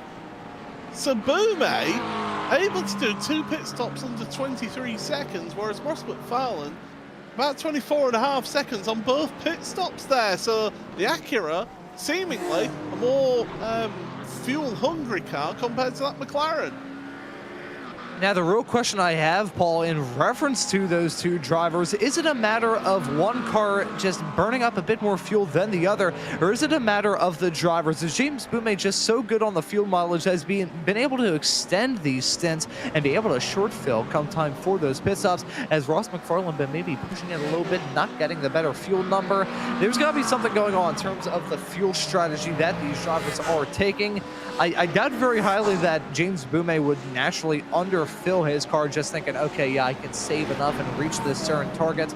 Don't really think that a lot of these drivers who you see battling up towards the front week in and week out would really risk that sort of call, because if it works out well, fine, you grab the win, you certainly spike your blood pressure up though, or you find yourself in the situation where you have to come into the pits yet again, and that is the ultimate form of shame when it comes to a race like this. Davidson onto pit road from the race lead as things stand right now. I will say James Boumet has always been a really good one for his fuel numbers and has always been good in these longer endurance races when it comes to hitting a fuel number. So Alexander Davidson, who was your race leader, onto pit road. Now, looking for Dino Lombardi, his car number 78 in 6th place currently. He's coming around the final corner of the track at Sunset Bend. Remember, Lombardi has been the race leader pretty much the entirety of the race. Here comes Davidson, and down the pit straight, there's Lombardi. He's going to be back once again, or is he? Because there's Davidson, they're neck and neck on the exit of turn 1, and Lombardi just ahead, but straight away on the aggressive defensive move. He knows that Davidson has got a hard charge in him. I'm not really sure what to make of that defensive move from Dino Lombardi heading down into turn number 3. It was touch and go to be sure, but the driver of the number 78 car held off on that spot for now. Alexander Davidson in that number 1 car certainly going to be fighting back though, still within striking distance heading down into turn number 7, but that sweep around the track, flipping sides of the racetrack like he was a McDonald's worker flipping burgers, that I'm a little bit iffy on that if I'm being completely honest, Paul. I don't really like that maneuver from Dino Lombardi. Well, he's held on to the place, that is for sure, but Davidson, oh so close when it comes to out the pit road, and Davidson was about 4 seconds quicker in the pit lane compared to Lombardi. It did seem a long pit stop for Lombardi. We didn't comment on that, didn't we? So, yeah, Davidson able to work that in his Porsche compared to that Acura in front. This is the fight for third at the moment because Lorenzo Castellani and Daniel Ola owe us a pit stop still, as does Tom Stanley and Luca Monroe. And that's it for your drivers who owe us a pit stop. Here we go again, replay. And let's see. Oh, yeah, that... I gotta say, honestly, Paul, we might need to take a look at another angle of that, potentially from Davidson's onboard perspective, possibly in the number 1 Porsche. That looked a bit reactionary, if I'm being completely honest, from Dino Lombardi. It looks like Davidson pulled out to try and get that move done, and then Lombardi decided to swipe across his nose, heading down into the corner. As Daniel Ola has made that call to come into the pits in the number 99 car. The driver still at the front of the field, covered by just about nothing, with that car splitting the 2. But we may need to take a look at another replay of that from Davidson's onboard. I'm not sure about you, Paul, but that looked a little bit reactionary. Here we go. So this is Davidson. He's got the run. You can tell he's got the run. It's not into a braking zone, though. It's not like he's moved in the braking zone and stuff like that. And he hasn't taken a defensive move until that one defensive move. So it's borderline, in my opinion, but I think he'd get away with it if it did go to the stewards.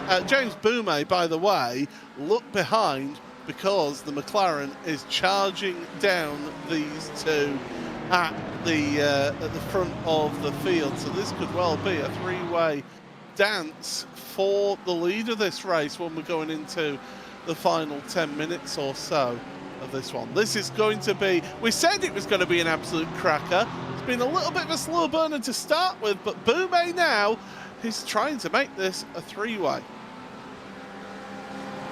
Yeah, I'm just going to raise off one more point talking about that close call because it's still kind of riding on my mind. I mean, into the braking zone or not, that's still a little bit sketchy. I'm sure race control is going to have a look at that, but that still leaves a bit of a sour taste in my mouth. But regardless, Lombardi still holding on to what will be the net race lead when Lorenzo Castellani makes that call to come into the pits in the number 5 car. Alexander Davidson still close. Look at that. Heading down into turn number 17. That was very close to absolute disaster between the two of them. Oh, I tell you what, that is pushing the limits there as well, going into Sunset Bend in terms of the move and the blocking move there. That was almost Schumacher and Barrichello-esque at Hungaroring in 2010, in my opinion there with that one. But yeah, it's a really, really tense battle. Great stuff to watch, and look who is right there with them now. James Boumet. You've got 2 former champions behind Dino Lombardi here of the Pro Championship. You've got Alex Davidson, who is your current reigning defending champion. You've got James Boumet, who I have to say it's a number of seasons since he won the championship for Altitude Esports. And well, those two are charging down Dino Lombardi. Lombardi, it looked like he was going to be pulling away at the front at the start of the race and getting a nice lead and have a comfortable win. It's been anything but comfortable, has it? Yeah, it has been a real tough ride. Lombardi has found himself on the hot seat ever since the drop of the green flag, as Lorenzo Castellani still running in the race lead. He's onto the Ullman straightaway, and let's see if he will make the call to come into the pits in the number 5 car this time by. Not going to be the race win for him, and I'm looking through the drivers who would be running in net P1, P2, and P3. I'm going to call my shot now with 24 minutes left to go.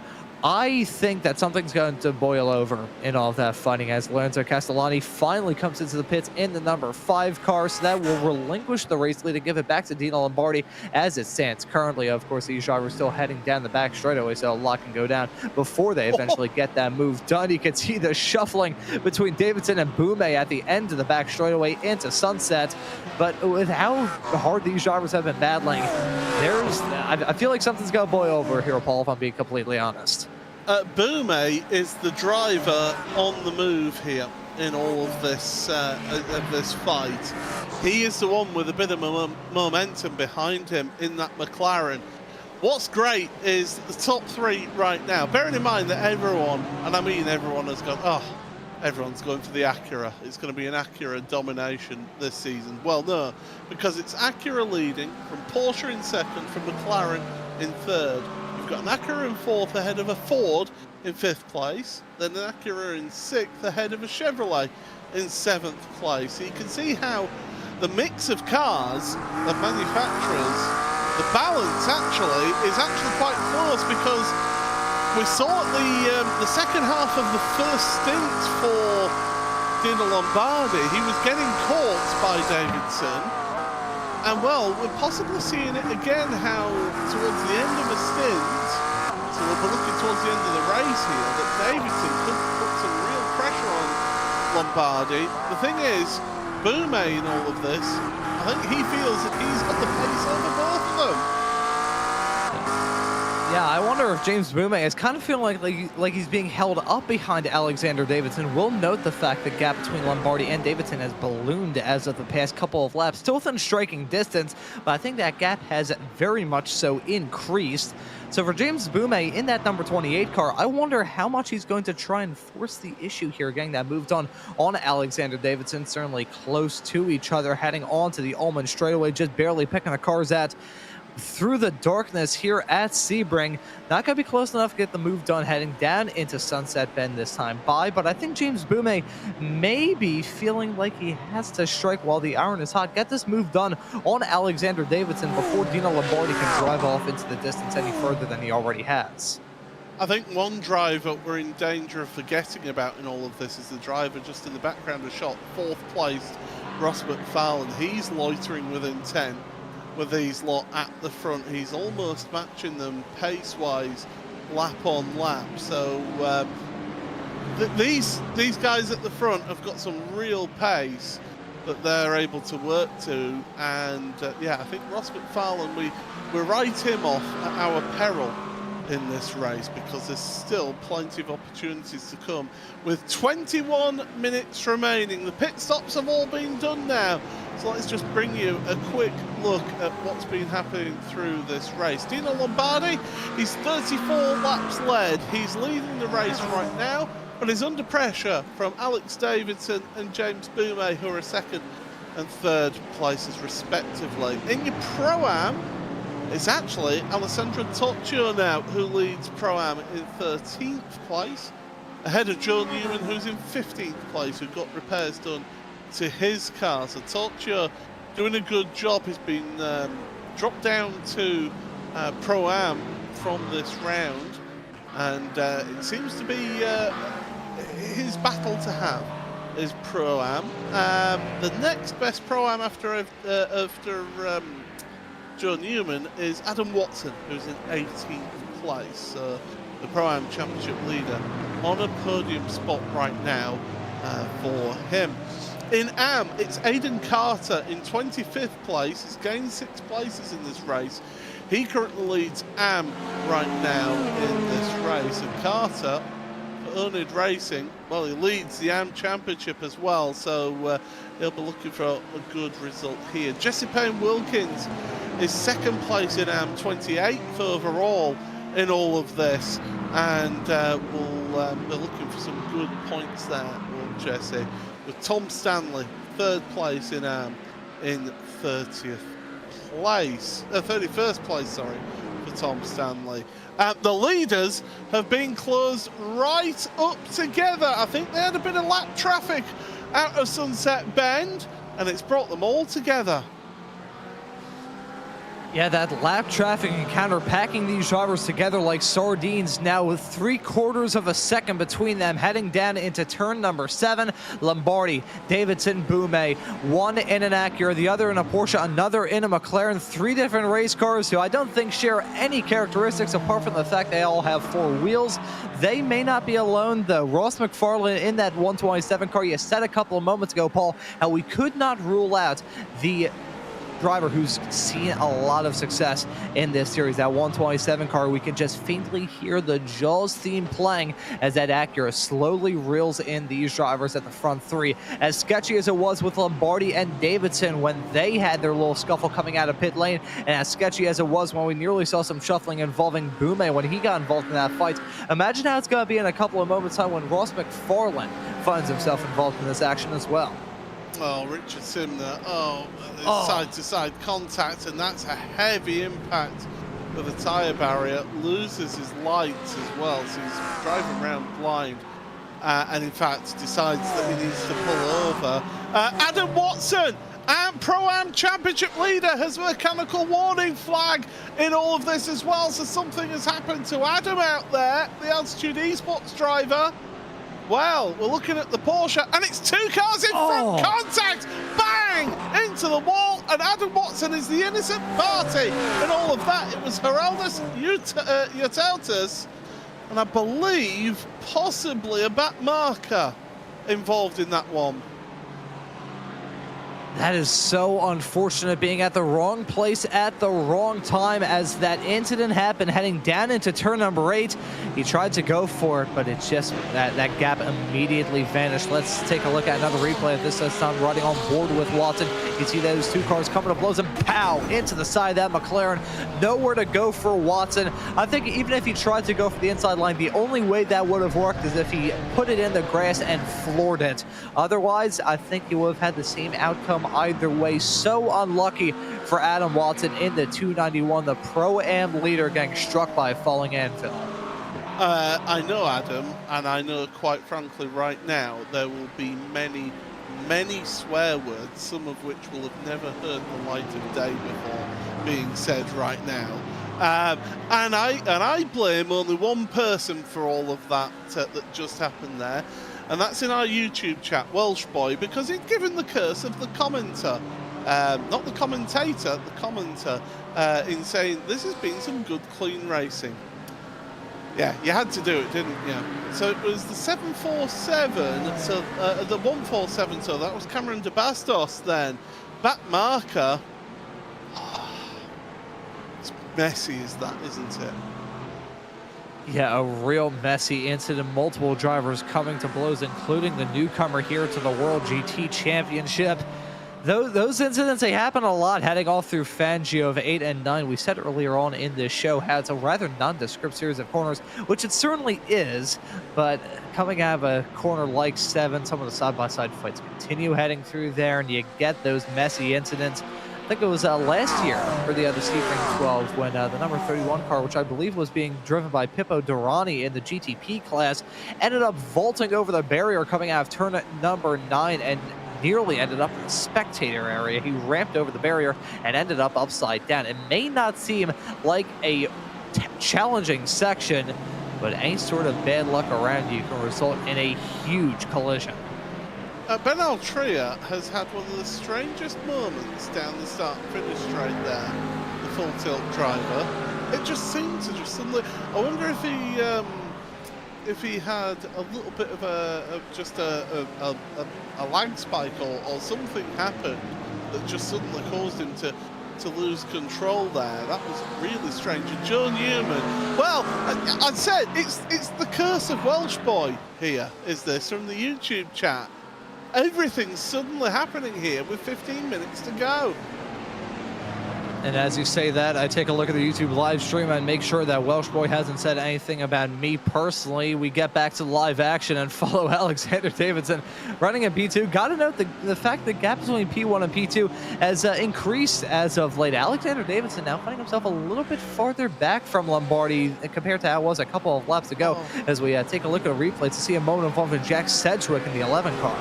Oh, that Cedric contact. I didn't quite catch who that was, but bang. There's the rear portion of the car, popped off of the motor vehicle, and Cedric will be towing that car back to pit road. Yeah, that was in quite the state, was that the rear hood had come off, the back bumper had come off as well.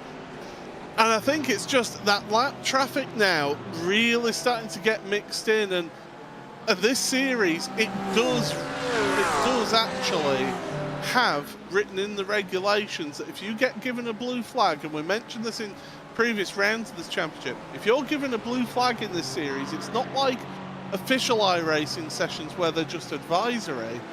It is mandated in the regulations that you do need to help assist in letting that faster car through in a timely manner. So picking and choosing where and when you do that out on track, you've got to learn that very quick if you are going to be one of those at the very back of the field. Yeah, and around a racetrack like this as well, for the lappy and the lapper, there's a lot of stuff that can go completely different. Let's say heading down into turn number 7, the hairpin, for instance. If you're the car about to get lapped, if you let them by heading into the corner, that may work. If you don't let them by and they go for a dive on you heading down into the hairpin, could result in a collision. Both cars spear off the track. More cars could pile in if you're still close to the racing line and the driver runs a little bit wide. The entire complexion of both the lapped car's race and the car that is doing the lapping, it can flip immediately. It's like a light switch. It can get flipped with a blink of an eye, just based off these fraction split-second decisions, which, you know, it's racing. You have those all the time, and the judgment of these drivers, it separates the drivers in terms of what sort of decisions they make in the heat of the moment, whether they decide to be a bit more cautious and let these drivers by. Also comes down to a matter of experience as well. Some drivers who may be a bit less experienced in this series, not really abiding by those blue flags and deciding to race them a little bit, as contact being made through turn 17. That's Thasang in the number 76 car getting spun around and ends up in the marbles as well, built up on the outside of the corner. So that's small all coming together right towards the back half of the series. And fair credit to Dan McCauley there, held back, waited, and let the car positions redress. Down the inside, James Boumet into turn 1 and makes the move stick in that McLaren ahead of Alexander Davidson, up into second place now for James Boumet. The question is it too late now to close up to Dino Lombardi?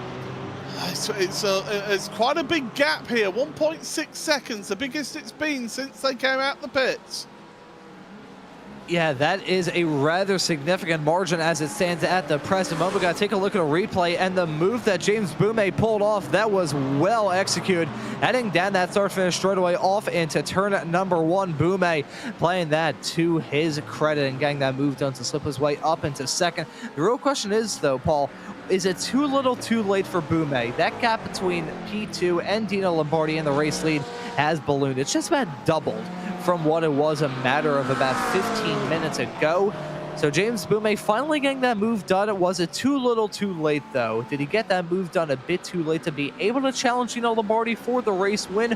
Or does James Boumet still have enough time in his back pocket with 10.5 minutes left on the board, plus that final lap, which may end up adding a boatload of time to the end of this race? Does James Boumet have the opportunity to reel in Lombardi is a real question. Well, it's about 10 minutes remaining in this race. So you're going to be looking at about 5 laps at the line remaining in this race. And Altitude Esports team boss Mark Fletcher thinks it's a lot to ask So I think we're talking up James's ability to catch up to Dino Lombardi a lot more than even the team boss would. But we've got to, it's our job. But what an exciting, thrilling, enthralling race this has been. May have started off as a little bit of a slow burner, but my goodness, as things picked up here towards the end of the race, I can tell you that looking at my timing screen, so Dino Lombardi leads. He's been in the lead 40 laps now out of the 47 laps that they've completed. James Boumet second ahead of Alex Davidson, who's only just ahead of his teammate Ross McFarlane. Oh, Cressada Thasang. Oh, it goes from bad to worse, and that's given them a black flag, but I think also there's got a bit of damage to their car as well. Yeah, so even worse for Cressada, who, as I say, earlier on in the season, led the AM Championship. It's still Torchio leading in Pro-Am, 12th place overall ahead of Will Guthrie, who's in 15th. Joe Newman actually has dropped down the place to Will Guthrie in Pro-Am. And James Boumet, that's damage. Look at the front of his car. There's another car stopped out there as well. Car 16 has got involved in all of that. That's Chris Chatterton. And my goodness, James Boumet is basically out of this race. He's got no front end. He can't see where he's going at all in all of this. Lap traffic will not know that he's there, and here we go. Is it lap traffic again causing issues?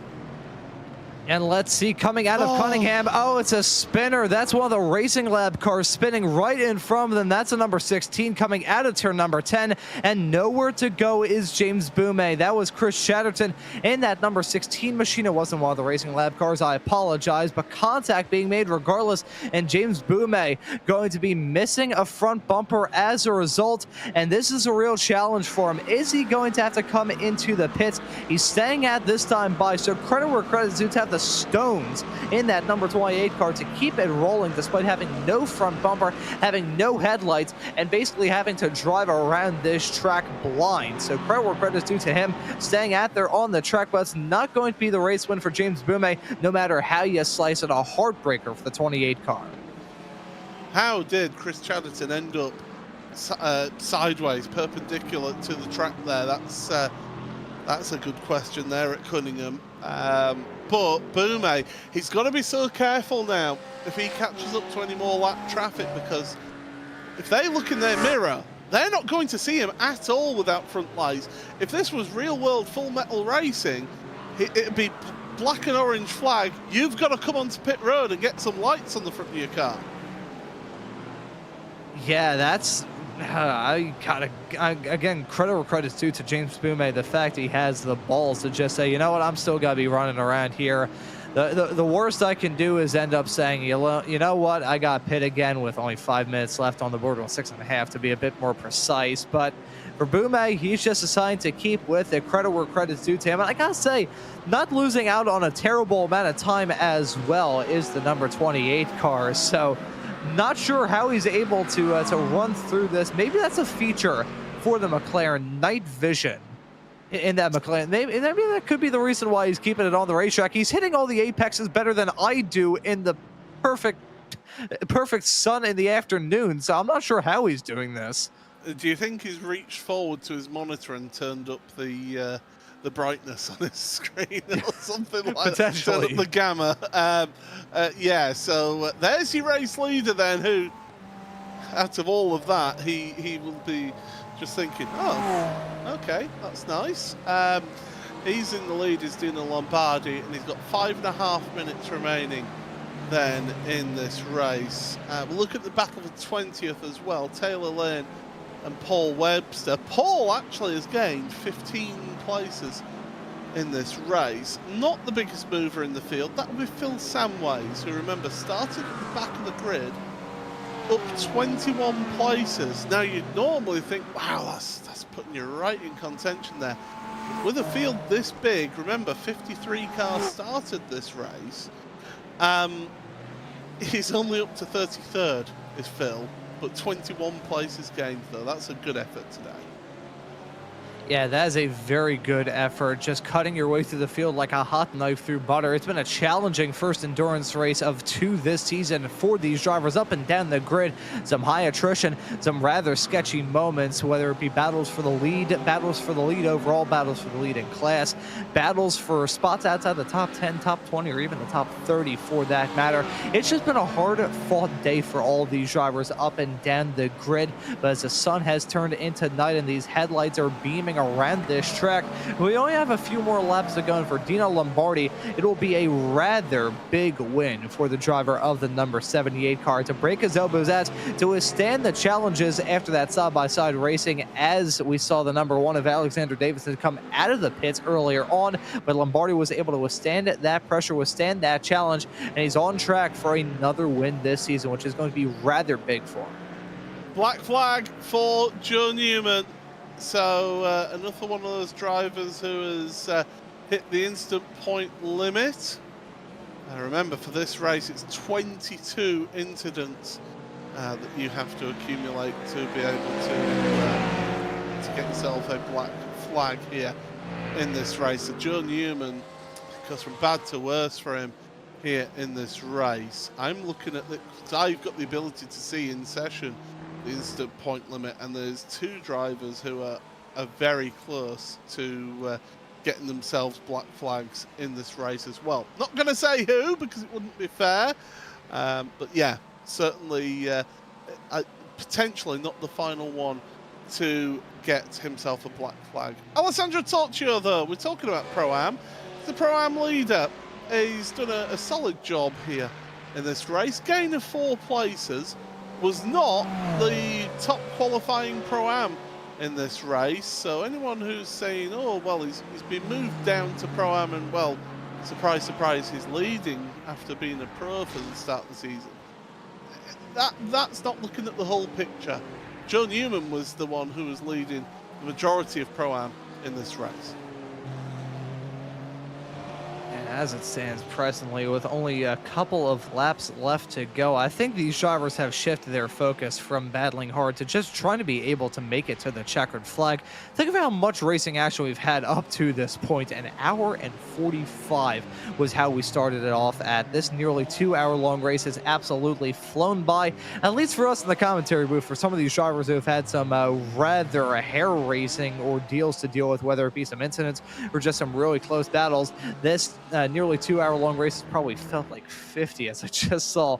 James Boumet is still out there, missing the front bumper. I could see the silhouette of that car there. You can see a little bit of light shining from the car right behind. That's Anders Meyer, who's rapidly encroaching upon him. Meyer may be able to get that move done to slip his way up into 4th.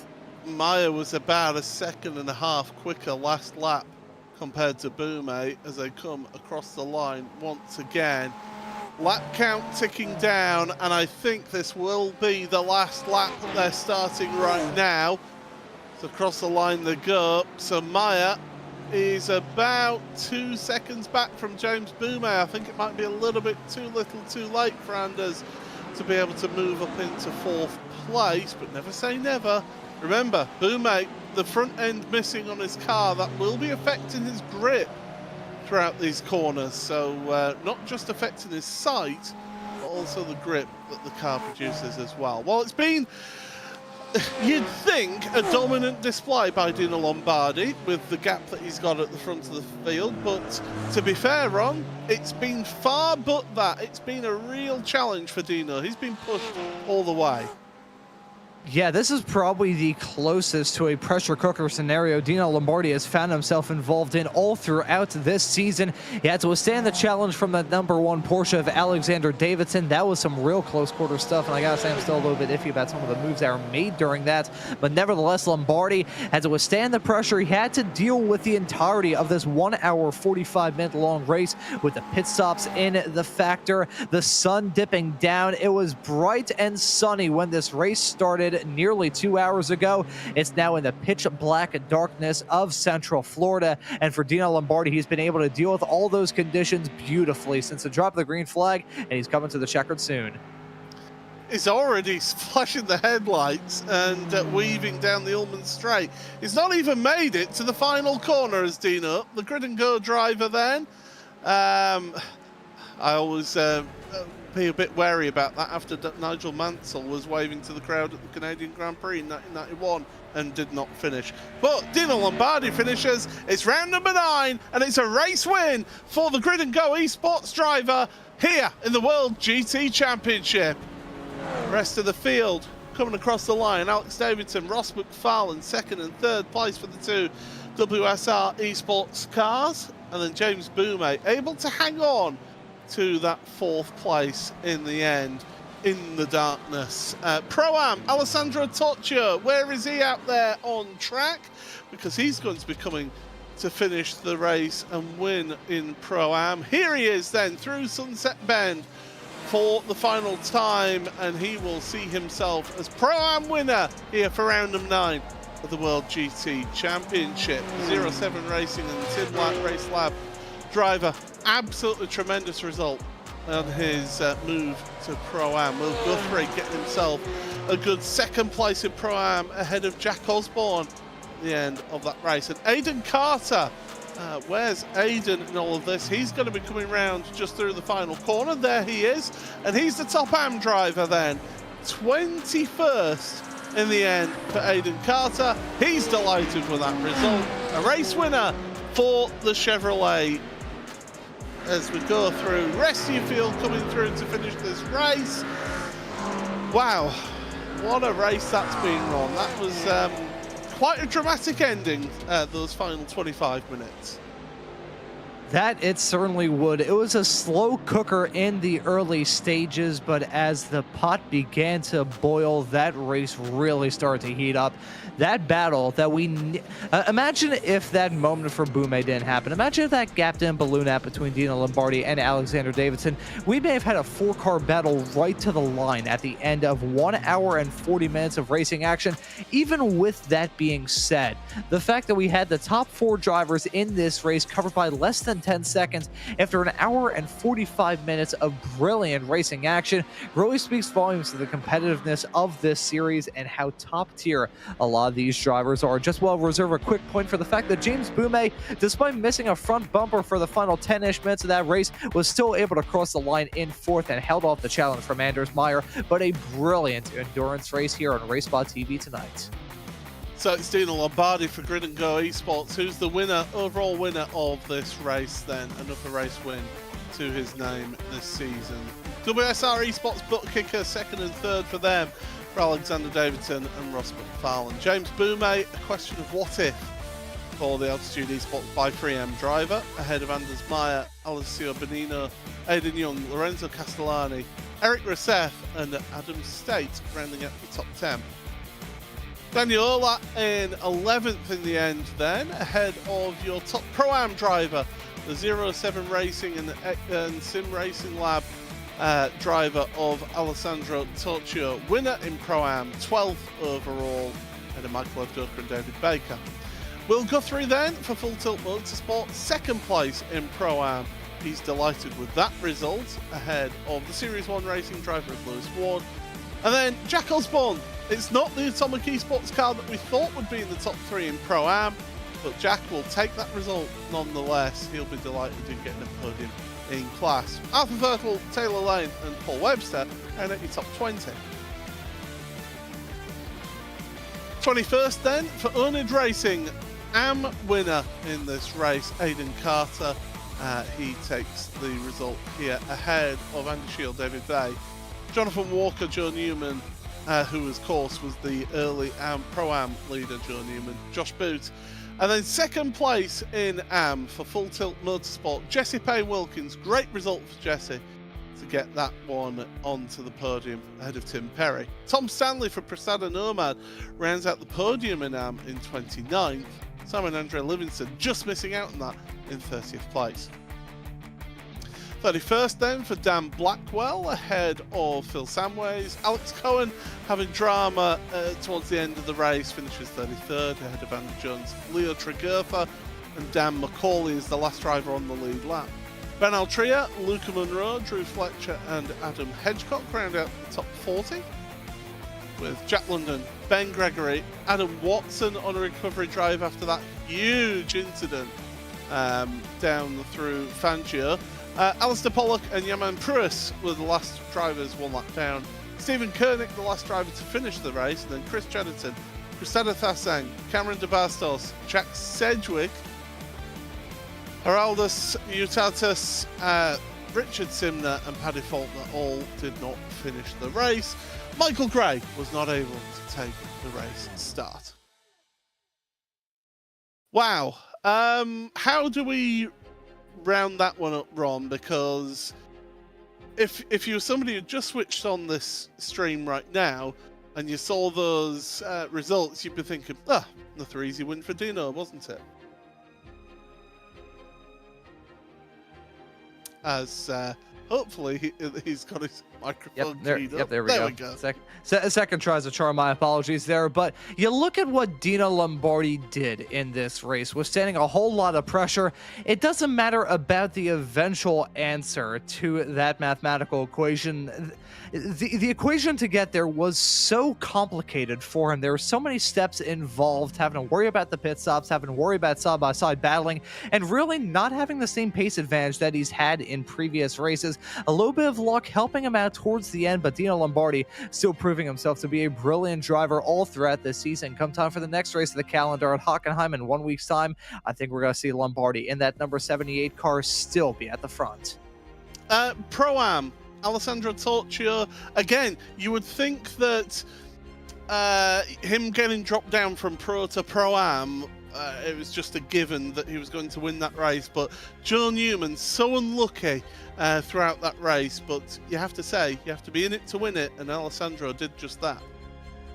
Yeah, he was able to get it done in a Pro-Am category that saw some major shuffles up as drivers got involved in some incidents. He was able to withstand all the challenges all throughout it and grab that Pro-Am win. Those Pro-Am wins can be rather important for those drivers in a class where you got to deal with the pros and you got to deal with the top of the AMs. You got a lot of stuff to worry about if you're a Pro-Am driver, but a win's certainly going to be what the doctor orders.